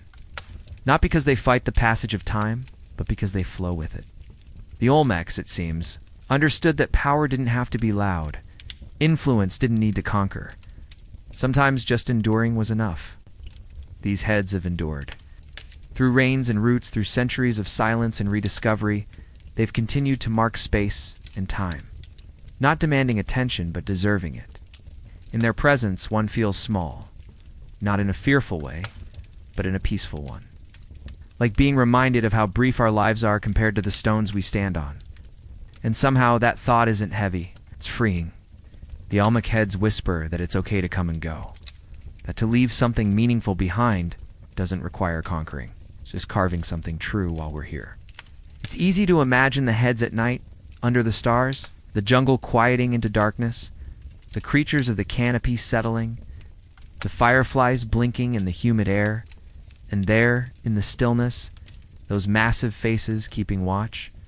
Moonlight would skim across their foreheads, casting shadows in the grooves of their brows, catching on the curve of a nostril or the edge of a carved ear.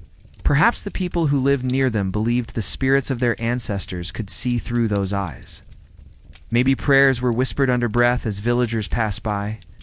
Maybe children were told that the heads listened, that they remembered, that they would tell the gods if something sacred had been forgotten. In that kind of world, memory wasn't just something kept in the mind. It was carved into the land. These weren't just statues. They were sentinels, not of war or violence, but of continuity. Anchors between the seen and unseen, between the living and the long gone.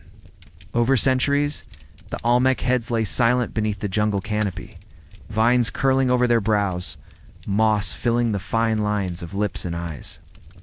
Seasons passed and changes too small to notice daily, yet year by year the stone weathered, holding every chisel stroke though their meaning faded. The faces, kings, warriors, gods, or something else, waited in stillness. In the 19th and 20th centuries, explorers and scholars arrived, boots caked in mud, notebooks in hand. Some measured and sketched awed by the scale, heads over 10 feet tall, weighing up to 40 tons. Others came seeking treasure or photographs, but the stone remained unmoved, planted in the soil of an Olmec world long gone. Questions multiplied. How were they moved? Were they rulers, ball players, or deities? Their African-like features sparked debate. while fringe theories suggested contact from across the ocean. But with no readable Olmec records, the truth stayed hidden. To stand before one is to feel quiet, awe, the sense that someone long ago lived with purpose, wrestled with questions of power and legacy, and left behind monuments that endure like voices carved in stone, still speaking across the centuries. To step into the Olmec world is to enter a rhythm shaped by sun, moon, rains, and fertile soil. The air carried the scent of earth, smoke, and maize cooking over fires. Farmers first, the Olmecs cultivated maize, beans, squash foods, woven into their cosmology, gifts from the gods. Villages of wooden, clay, and thatched homes surrounded ceremonial centers, where daily life blended work, play, and storytelling. Artisans crafted jade, obsidian, and clay with skill, but the colossal stone heads stood apart. Carved from basalt quarried miles away, they were transported by human strength, ingenuity, and teamwork. Each head, carefully chiseled under a master's guidance, reflected intent, order, and belief. The Olmecs were deeply spiritual, their rituals marked by jaguar imagery, sacred caves, and offerings to water and sky. Priests in feathers and paint led ceremonies at dawn, the stone heads standing as silent witnesses. Trade linked them to distant peoples, spreading their influence across Mesoamerica. Yet by 400 BCE, their cities declined, leaving behind only artifacts and questions. Without writing, their meanings faded. Today, the heads endure as timeless observers, not merely relics, by invitations to wonder, connect, and imagine the lives that shaped them. To step into the Olmec world is to enter a rhythm shaped by sun, moon, rains, and fertile soil. The air carried the scent of earth, smoke, and maize cooking over fires. Farmers first, the Olmecs cultivated maize, beans, squash, and chilies, foods woven into their cosmology, gifts from the gods. Villages of wooden clay and thatched homes surrounded ceremonial centers, where daily life blended work, play, and storytelling. Artisans crafted jade, obsidian, and clay with skill, but the colossal stone heads stood apart. Carved from basalt quarried miles away, they were transported by human strength, ingenuity, and teamwork. Each head, carefully chiseled under a master's guidance, reflected intent, order, and belief. The Olmecs were deeply spiritual, their rituals marked by jaguar imagery, sacred caves, and offerings to water and sky. Priests in feathers and paint led ceremonies at dawn, the stone heads standing as silent witnesses. Trade linked them to distant peoples, spreading their influence across Mesoamerica. Yet by 400 BCE, their cities declined, leaving behind only artifacts and questions. Without writing, their meanings faded. Today, the heads endure as timeless observers, not merely relics, by invitations to wonder, connect, and imagine the lives that shaped them. In the quiet stillness of the forest, the Olmec sculptors would have knelt beside their massive works in progress. Chipping away at stone with careful, practiced movements, these men weren't simply laborers. They were specialists, likely revered within their communities for the rare skill they carried in their hands. Each stroke of their primitive tools had intention. They weren't just carving faces. They were shaping memory. It's easy to imagine the sound. Stone striking stone in rhythmic patterns, echoing through the canopy like a slow heartbeat. The heads that began to emerge weren't flat or crude.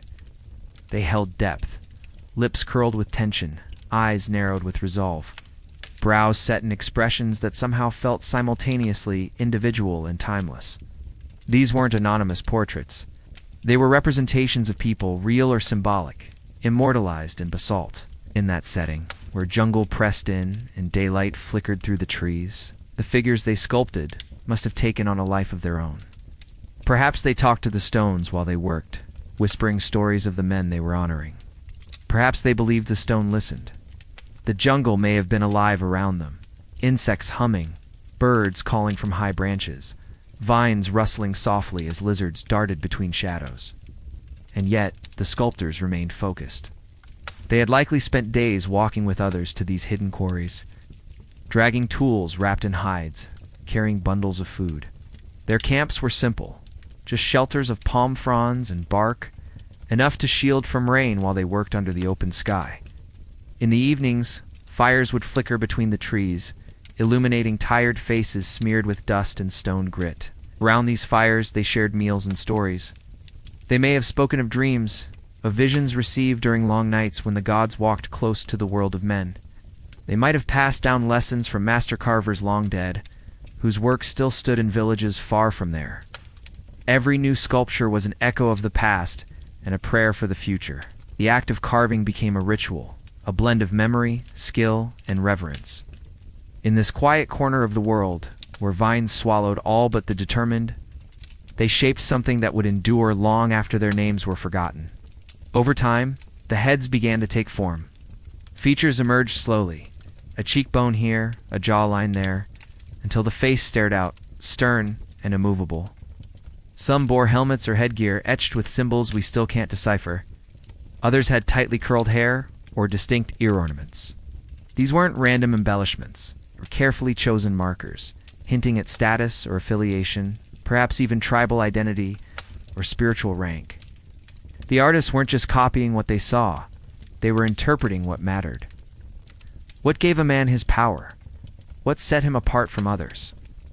The answer was carved into basalt. These weren't deities or faceless icons. These were people who had once walked the same ground, breathed the same humid air. And yet, by being immortalized in stone, they became larger than life. Guardians, ancestors, symbols of continuity. As each head neared completion, there was likely a moment of stillness, a final stroke, a quiet pause to acknowledge the figure before them. In that moment, the jungle may have seemed to grow quiet, as if honoring the act itself. What had once been raw stone was now a presence, watching, waiting, enduring. Transporting these heads was a feat that defied logic.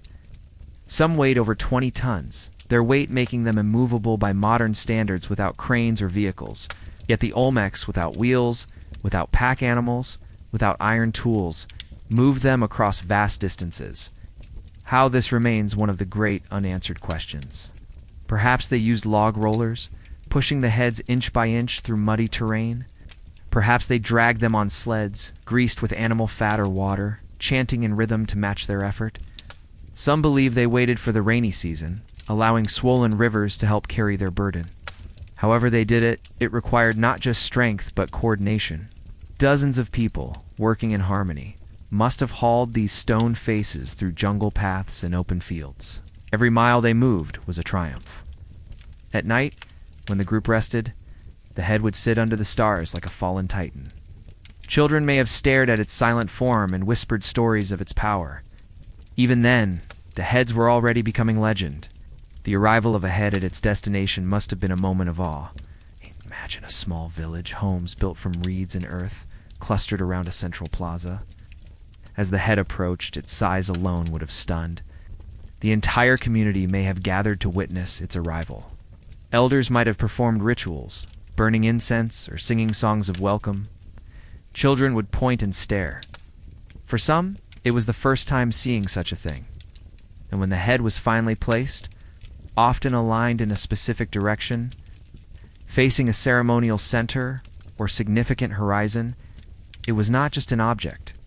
It was a being. It watched over the village.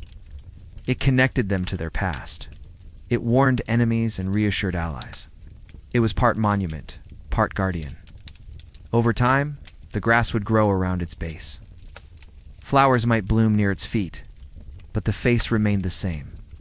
Solemn, present, eternal. The people could come and go, be born and die, but the head stayed. It's a marker of something greater than any one life. In later years, as Olmec civilization shifted and changed, many of these heads remained standing. Some were buried deliberately, perhaps as part of ceremonial closure. Others were toppled by time, covered by earth, and forgotten by living memory. And yet they endured. Centuries passed, forests grew thick around them, roots curled around their bases, animals nested in their shadows. Rain smoothed their edges, but their expressions stayed sharp. They became part of the landscape, blending with the natural world until discovery made them legends once more. When modern archaeologists stumbled upon them, sometimes completely by accident, the effect was immediate. Here were faces from a civilization long vanished, staring from beneath layers of moss and dirt. Their proportions were precise. their features unmistakable, and their mystery intact. Who were these people? Why did they deserve such monuments? Oh, and how did the Olmecs, a culture still only partially understood, achieve something so monumental? Every answer unearthed seemed to open more questions, and in those questions, the heads continued to speak. Modern technology has allowed us to study these monuments in new ways. 3D scanning has revealed subtleties in the carvings that are nearly invisible to the eye.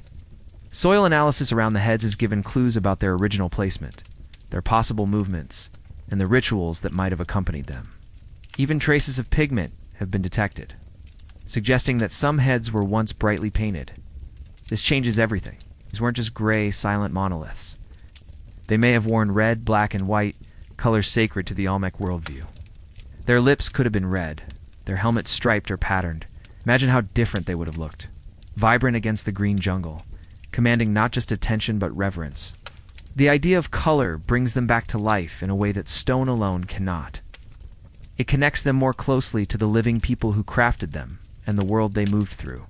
Theories continue to swirl around who the heads portray. Some believe they depict kings, rulers whose influence demanded physical representation.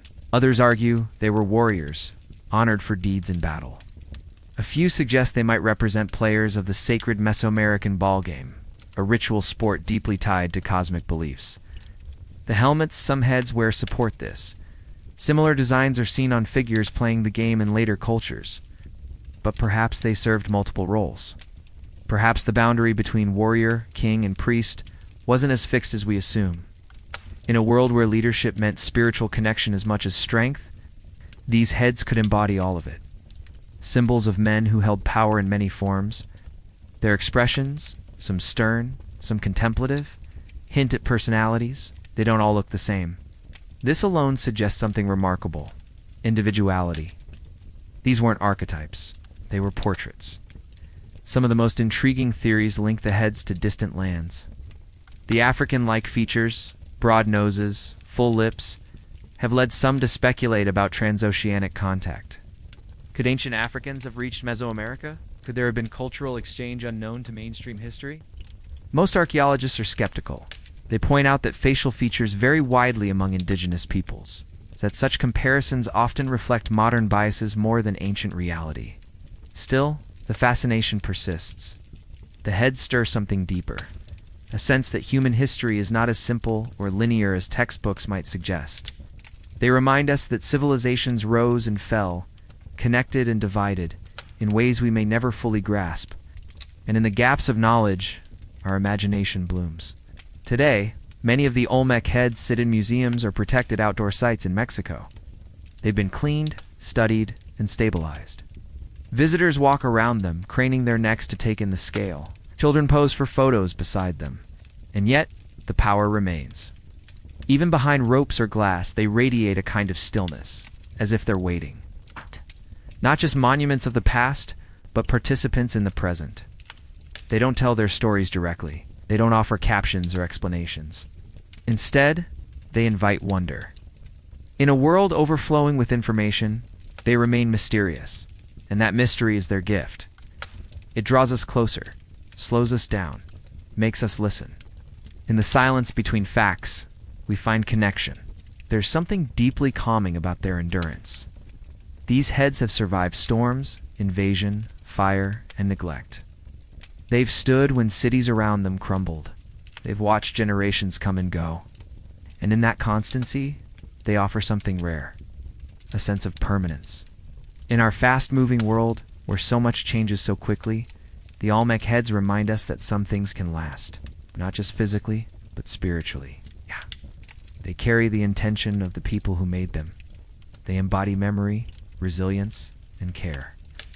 To sit in their presence is to step out of time for a moment, to feel grounded, to remember that before us came others, people who dreamed, built, and left behind echoes in stone. Many visitors report feeling watched when they stand before the heads, not in a fearful way, but in a quiet, penetrating sense, as though the stone eyes see beyond the surface. Whether it's psychological or something more, the effect is real. These are not just artifacts, they are presences. They hold space. They invite reflection. Perhaps this is why they continue to inspire. Artists sketch them, poets write about them, musicians sample the silence around them in their compositions. The heads have become part of modern culture in subtle ways, appearing in books, films, and even video games. Yet in all these translations, something essential remains: that sense of deep watching, of being seen by the past. At night, in the quiet museums where the heads rest, the lights dim and silence falls. The air becomes still. And though no one is watching, the heads remain, unmoving, unblinking. They do not sleep. In the soft glow of security lights, their shadows stretch across polished floors. They are relics of a world that has disappeared, and yet they continue to be here, in our world, insisting on their place. In dreams, perhaps, the carvers still walk the jungles, or tools still strike stone, faces still emerge. Perhaps, somewhere deep in the quiet of the night, the stone heads whisper to each other, not in words but in presence. And so we leave them. These giants of forgotten lore, we leave them in peace, in reverence, in curiosity. Their mystery isn't a failure to solve. It's a gift, a door left slightly open, a story with missing pages. The Olmec Heads remind us that history isn't always linear, and that understanding doesn't always come wrapped in answers. Sometimes it comes in presence, standing before something ancient and feeling a connection. In that pause, that breath of wonder, we find something rare, something still, something human. As the centuries passed and the Olmec civilization faded into the shadows of time, their monumental stone heads remained, half submerged in soil and swallowed by jungle. Long before archaeologists ever brushed away the earth to reveal the solemn visages beneath, these sculptures had already been forgotten by the world that once revered them.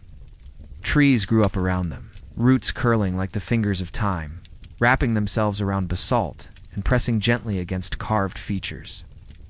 Insects built homes between cracks, and birds sang from branches overhead, unaware that below them lay some of the most mysterious works of ancient art. These heads were not mourned or remembered by the people who came after. They simply slept, waiting for someone to find them again. The people who settled the same lands later, the Maya, the Totonac, the Aztec, knew nothing of the Olmecs who came before. Oral histories may have retained echoes of something great, a race of stone carvers, a people of thunder gods and jaguar spirits, but the names were lost. Even their legacy became myth. It's one of the strange truths of history, the most. Monumental accomplishments can disappear completely if no one remains to tell the story. And so, as temples crumbled and jungle reclaimed the villages, the Olmec Heads, these silent sentinels endured, not as symbols of power anymore, but as questions. Huge, haunting questions. Who had made them? Why? And how could such work exist in a time so far removed from the machines we take for granted? It wouldn't be until the 19th and 20th centuries that these questions would return to the surface. Literally. As workers cleared land or dug foundations for towns and farms, they began unearthing stones that were far too deliberate to be natural. A curve here, a hint of a nose there, and then, with careful brushing and shifting of dirt, an entire head would emerge. The first proper discovery is usually credited to 1862, when Melgar Y. Serrano documented one of these heads in Veracruz. He called it a remarkable sculpture, and even then, he noted the African appearance of the features, puzzled at how such a face could have existed in pre-Columbian America. His observations were not a one-off. Every archaeologist and historian since then has had to grapple with that same visual anomaly. These were not stylized or cartoonish heads. They were deeply realistic, and the realism did not match what we expected of Mesoamerican societies. But appearances can deceive, especially when we bring modern biases to ancient work. Some suggest that the features of the Olmec heads, broad noses, full lips, are not necessarily African in origin, but rather reflective of the indigenous populations of Mesoamerica. The heads were likely modeled after real leaders, real warriors. Whose faces were memorialized in stone not for the benefit of future civilizations, but for their own people to remember. Still, the mystery remains. These weren't small tokens tucked away in a shrine. They were colossal. The largest stands over 11 feet tall and weighs more than 40 tons. Just the act of carving it from solid basalt, would have been an undertaking of immense skill and time, transporting it dozens of miles through jungle terrain. That was another feat entirely. To imagine how this could have been done without wheels, pack animals, or metal tools is to step into the mind of ancient engineers. Some believe the Olmecs floated the stones down rivers on enormous rafts. Others suggest log rollers and sheer manpower, the kind of coordinated effort that requires weeks of planning, dozens of strong men, and a leader capable of motivating them. There are no surviving blueprints, no diagrams scratched into stone or clay tablets showing the technique. All we have are the finished products, the heads themselves and their locations. Most are found in clusters at known Olmec ceremonial sites like San Lorenzo, La Venta, and Tres Zapotes. It's no accident. These weren't placed randomly. They were embedded in the sacred geography of a culture that cared deeply about space, order, and ritual. Some of the heads were buried deliberately, their faces turned downward, as if being returned to the earth. Whether this was an act of reverence or an attempt to hide them from invading forces, no one can say for sure. What is clear is that their concealment helped preserve them. Rain and time will erode even the hardest basalt, but buried under layers of dirt, they remain sheltered. This has led some archaeologists to speculate that there may still be many more heads waiting to be discovered. After all, only 17 have been found. That seems a suspiciously small number for a civilization that spans centuries and built entire cities. It raises the tantalizing question, how many more heads lie just beneath the surface? Beneath roads, beneath houses, beneath the trees? There's something haunting about that image.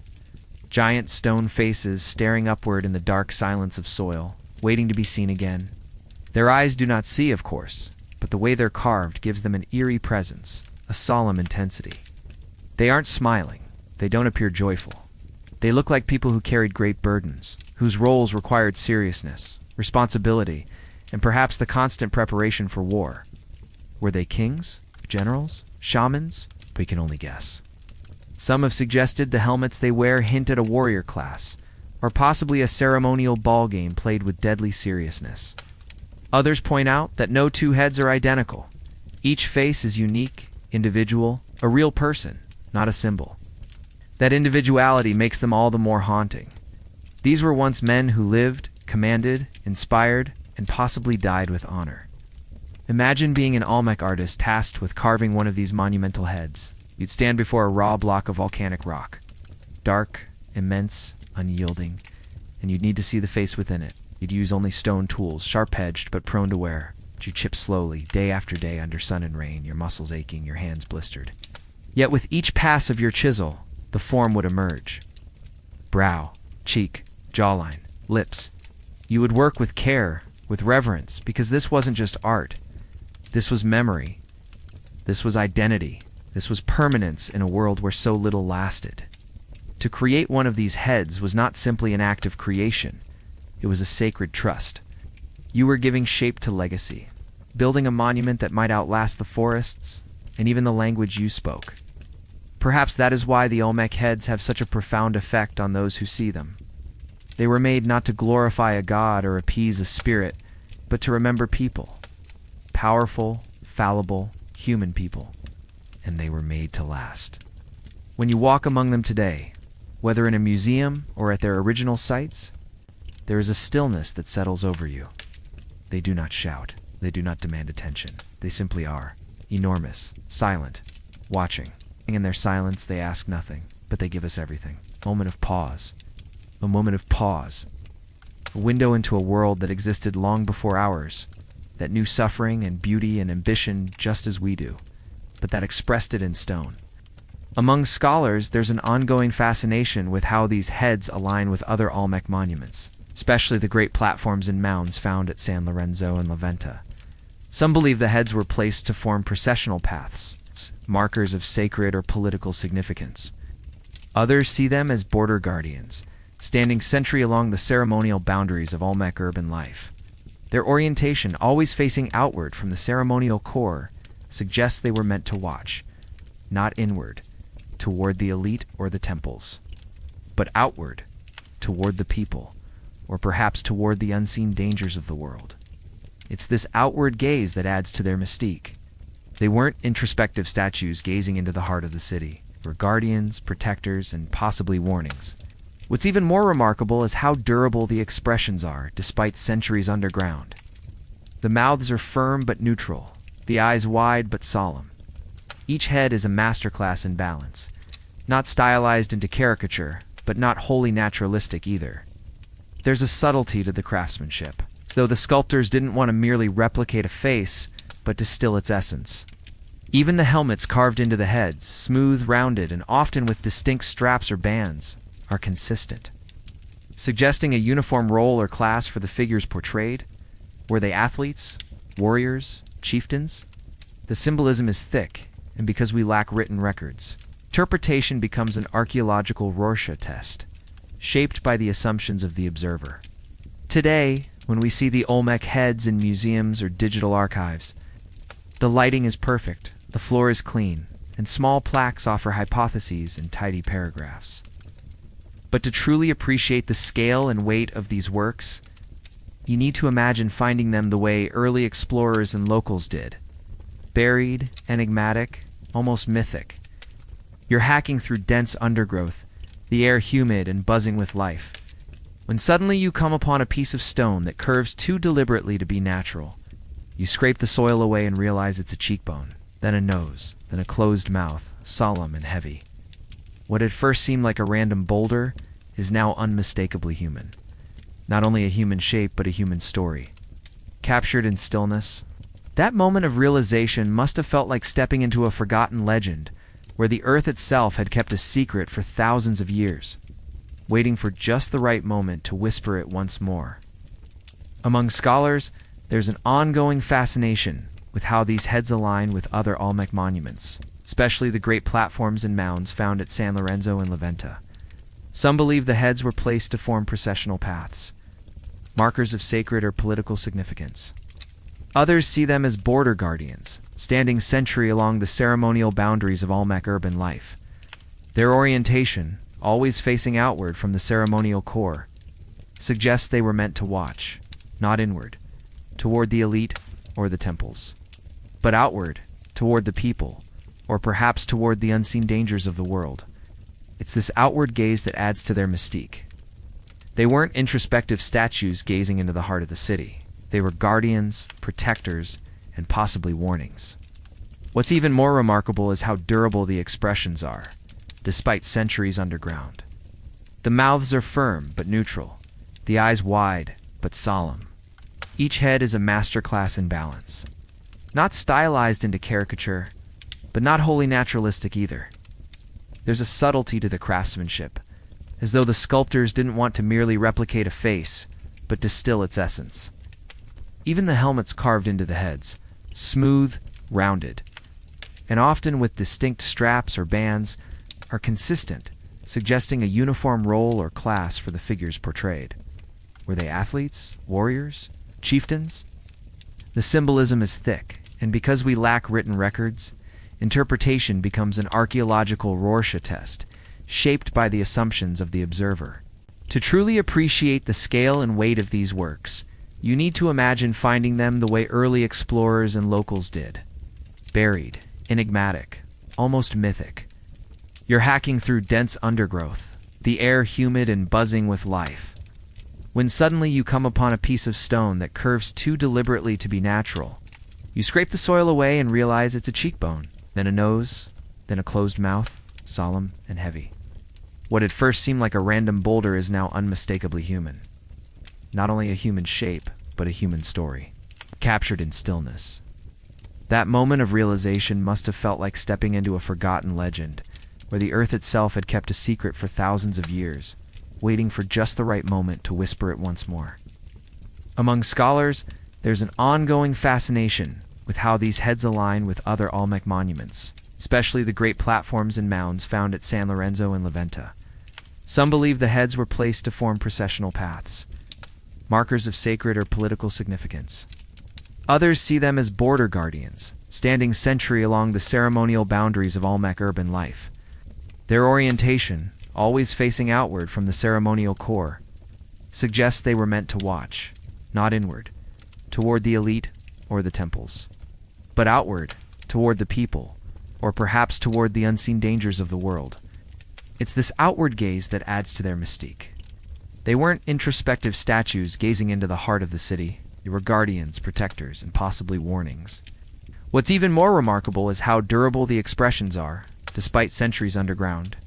The mouths are firm but neutral, the eyes wide but solemn.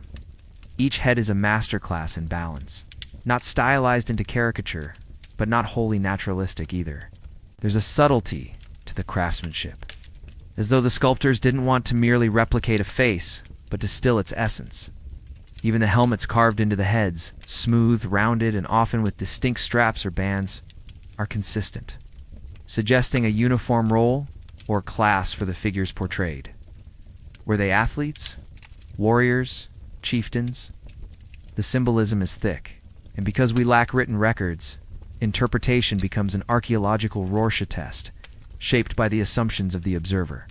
You're hacking through dense undergrowth, the air humid and buzzing with life, when suddenly you come upon a piece of stone that curves too deliberately to be natural. You scrape the soil away and realize it's a cheekbone, then a nose, then a closed mouth, solemn and heavy. What at first seemed like a random boulder is now unmistakably human. Not only a human shape, but a human story, captured in stillness. That moment of realization must have felt like stepping into a forgotten legend, where the earth itself had kept a secret for thousands of years, waiting for just the right moment to whisper it once more. Some scholars believe the colossal heads may have once flanked these sacred thresholds, standing as both guards and guides. They weren't just decorations, they were threshold markers, placed at the borders between seen and unseen worlds. In this world of symbolic geometry and myth-infused stone, time becomes fluid. The Olmec conception of existence was likely cyclical, not linear, more moon than arrow. Seasons rotated, ancestors returned, gods lived in cycles of sleep and awakening. The heads, then, may have had their own cycles, placed during certain rituals, buried during others, reawakened in times of crisis. Perhaps their positions changed with the calendar. Perhaps each head was asleep until a priest or ruler called upon its power. Cannot know for sure, but this rhythm, this breathing in and out of meaning, is felt even now, simply by sitting beside these ancient forms and allowing their silence to speak. In their silence, the heads invite projection. And in that projection, modern minds often seek resemblance. A face like an uncle, a warrior from an old movie, a symbol of resistance. But the Olmec heads may have had purposes we cannot guess. A combination of political propaganda, ancestral worship, divine commemoration, and personal vanity. Perhaps they were built by rulers to ensure their legacy. Perhaps the heads were meant to intimidate enemies or impress visitors. Maybe they were spiritual mirrors, visual prayers for balance, protection, or power. Each theory holds water, and yet none fully contains the mystery. As twilight settled over the Gulf Coast lowlands, the colossal heads may have appeared otherworldly. Imagine them half-shrouded in mist, their smooth surfaces wet with dew, their eyes catching the last glint of orange sun. Villagers might leave offerings at their feet. Maize, cacao, a carved figurine. Children may have been warned not to touch them. Priests might have performed chants nearby, believing the heads could channel the voices of ancestors or gods. These weren't cold statues. They were living participants in ritual, memory, and belief. Even now, visitors who stand before them often fall into hushed silence, sensing that they are being watched by more than stone. Then there's the question of what the heads don't show. There is no obvious script, no titles, no timeline, no carved stories wrapping around their base like Egyptian hieroglyphs or Mayan glyphs. In this absence, we are left with pure presence, a face, weight, a silence. It is a minimalist approach to immortality. Remove the clutter, leave only the man. Or perhaps the absence was intentional. Perhaps the names were never meant to be known by outsiders. In some traditions, names hold power, and to reveal them is to give away a soul. Maybe the Olmecs guarded the identities of their heroes tightly, trusting only oral tradition, not stone. Even today, archaeologists continue to find new clues. In 2021, another colossal head was discovered, partially buried. its chin just breaking the surface of the soil. Its features were unlike the others. Narrower eyes, a more rounded helmet. It suggested that even after centuries, the Olmec world had not given up all its secrets. There is always one more head to find, one more piece to fit into the puzzle. And yet, even as new heads are discovered, the essential enigma remains untouched. We are not just searching for facts, we are exploring a consciousness lost to time. The heads in their quiet grandeur remind us that mystery is not a problem to be solved, but an experience to be held. As we lie back and breathe deeply, allowing our minds to settle, we realize that the Olmec Heads are more than a topic of archaeology or cultural debate. They are companions on a journey through time. They remind us that not all greatness is loud, and not all truth needs words. They remind us of the importance of memory, not just the memory of facts, but of feelings, atmospheres, of presences that endure beyond names. And they invite us to listen, not with our ears, but with our attention. Because sometimes a face carved in stone says more than 1,000 scrolls ever could. As we prepare to leave the ceremonial centers and step back into the forest, we take one last look at the heads we've imagined and studied. We say goodbye, not with sorrow, but with gratitude. They have given us a glimpse, not of themselves alone, but of an ancient people's view of the world, a people who carved their souls into stone and left them facing eternity. These faces may never speak, but they do not need to. Their silence is complete. By the time the final Olmec ceremonial centers began to fade from prominence, the surrounding forests were already reclaiming the sacred plazas, roots pushed against foundations. Moss softened the edges of altars. Colossal heads, unmoved, stared silently into the rising mist, even as the cities around them emptied. No great war is recorded. The Olmec civilization, it seems, dissolved slowly, like the fading notes of a flute, drifting into the shadows of history. But as we lean in closer, as we listen deeper, we begin to realize they never truly disappeared, only changed shape. The civilizations that followed the Olmecs, the Maya, the Zapotec, the Teotihuacanos, and later the Aztecs, all carried within them echoes of Olmec thought. Their glyphs, myths, calendar systems, and rituals show signs of a foundation already laid. This is why many scholars call the Olmecs the mother culture of Mesoamerica, though the heads never told their stories in writing. Their influence is whispered in the temples of later cities, in the alignment of pyramids with stars, and in the shared symbolism of the jaguar, the rain god, and the sacred ball game. Take the Maya, for example. Their elaborate calendar system, so precise it rivaled the best of ancient astronomy, had roots in ideas developed centuries earlier, possibly by the Olmecs. While the Maya expanded and refined it with complex mathematics and inscriptions, they may have inherited its spiritual rhythm from the earlier civilization that saw time not as linear but cyclical. Each rotation of the calendar was a rebirth, a repetition of sacred patterns. Not hard to imagine an Olmec priest watching the stars and carving the first cosmic patterns into a slab of stone, never knowing the system would survive long after his world had vanished. Then there's the sacred ball game, a sport that was far more than play. Across Mesoamerica, ball courts became ritual arenas where myth was reenacted, where kings proved their favor with the gods, and where the stakes could mean life or death. The Olmecs were the first to create these ball courts, to mold rubber into playable balls, and perhaps to tell the first stories of hero twins who descended into the underworld. The game became a spiritual performance, and the Olmecs passed that legacy down like a torch through generations. Olmec artistry also left a distinct fingerprint on Mesoamerican identity. Their ability to carve emotion into stone, to breathe a strange and solemn life into basalt, was not lost on those who followed. Later stele, upright stone monuments etched with gods and kings, bore the same gravity, the same reverence for the human face and form. Even the headdresses, jewelry, and sacred regalia worn by future rulers mimic those seen on the colossal heads. It's as if the Olmecs established a visual language, a sacred grammar of power that endured across empires. The Zapotecs, flourishing in the highlands of Oaxaca, built cities like Monte, with ceremonial layouts echoing those of La Venta and San Lorenzo. Their architecture suggests they were aware of, and perhaps even directly influenced by, Olmec design. And though they developed their own writing system, the seeds of symbolic communication, may have come from their interactions with the Olmecs. Trade routes, shared rituals, and intermarriage likely blurred the lines between cultures. Civilization was not a competition, but a great conversation, and the Olmecs were among its first speakers. But beyond material culture and shared iconography, the Olmec legacy lives on in something more subtle. The spiritual atmosphere of Mesoamerica. A belief in layered worlds, the heavens above, the middle world of human life, and the dark underworld below persisted long after the Olmec cities fell. The symbolism of caves, jaguars, serpents, and celestial alignments remained vital. Even as new gods emerged and empires rose, the foundational belief that the cosmos was alive and interactive, that time could be shaped and spirits consulted, can be traced back to the Olmec worldview. What's remarkable is how much we still don't know.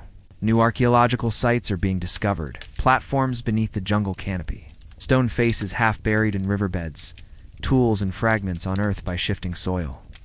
Every artifact adds a brushstroke to the Olmec canvas. In 2020, researchers using LiDAR technology uncovered a massive ceremonial site in Tabasco, known as Aguada, that may predate even San Lorenzo. It's possible the Olmecs were even older than we believed, and that their reach extended further than we ever imagined. Even the term Olmec, which means rubber people, in Nahuatl, wasn't the name they called themselves. That's a label given by the Aztecs thousands of years later. The real name of their civilization, their language, their founding myths, all lost. What we have instead is a silhouette, drawn in stone and soil. But silhouettes are not voids. They are shaped by presence. The presence of the Olmecs remains powerful, resonating through temples, myths, and the dreaming minds of those who try to piece together who they truly were. Today, Olmec Heads reside not just in jungles and archaeological parks, but in museums, textbooks, documentaries, and dreams. They have become icons of mystery, symbols of forgotten genius. They challenge assumptions. They stir debate. Some still claim they are proof of ancient global contact, pointing to their broad noses and full lips as evidence of African origins. A theory not widely accepted by mainstream archaeology, but passionately discussed in popular culture. Others see them as purely Mesoamerican, born of native soil and native spirit. But whatever their origin, the heads refuse to be explained away. They remain silent witnesses to a truth we are still chasing. In recent decades, indigenous scholars have begun reclaiming the story of the Olmecs, challenging earlier narratives written without consultation or cultural context. They remind us that the Olmecs weren't primitive, as once claimed, nor an anomaly. They were innovators, astronomers, engineers, philosophers, and artists. They were not the prelude to greatness. They were greatness in their own time.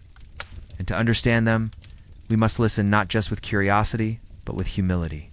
As we float gently through this stretch of history, we are reminded that legacy is not always about monuments or records. Sometimes it is about influence, unseen but undeniable. The Olmecs were like the roots of a tree. Don't always see them, but they support the canopy above. And if you trace the trunk of Mesoamerican civilization downward, past the temples and pyramids, past the ball courts and glyphs, you eventually find yourself in the deep, dark earth, where colossal heads still sleep, dreaming beneath the soil. The colossal stone heads, with their enigmatic faces and ancient eyes, are still there, embedded in the earth, gazing past us, or perhaps through us. We've followed the trails left behind in clay and basalt, wandered through ruined plazas and jungle-covered altars, and now we return to the heads once more, not as monuments of stone, but as mirrors for something deeper, something human. For centuries, the Olmec heads remained hidden beneath the soil, veiled by thick forest and time's slow erosion. It wasn't until the 19th and 20th centuries that they began to emerge again, dug out by hands that didn't fully know what they were uncovering. Imagine standing before one of these heads for the first time, perhaps half submerged in the earth, mud clinging to the jawline, moss streaking its brows. A face unlike anything else from the ancient world, massive and still, with an expression that defies simple interpretation. Not smiling, not angry, just present.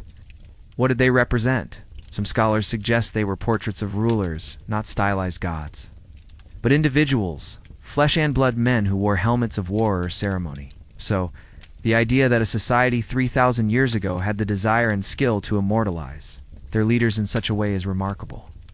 These weren't just depictions of power, they were attempts at memory. And yet the names of those men have vanished. Their titles are lost. All that remains is their face, and perhaps that's enough. Sometimes, in a quiet moment, a face can say more than a name ever could. Others see the heads not as rulers, but as spiritual intermediaries.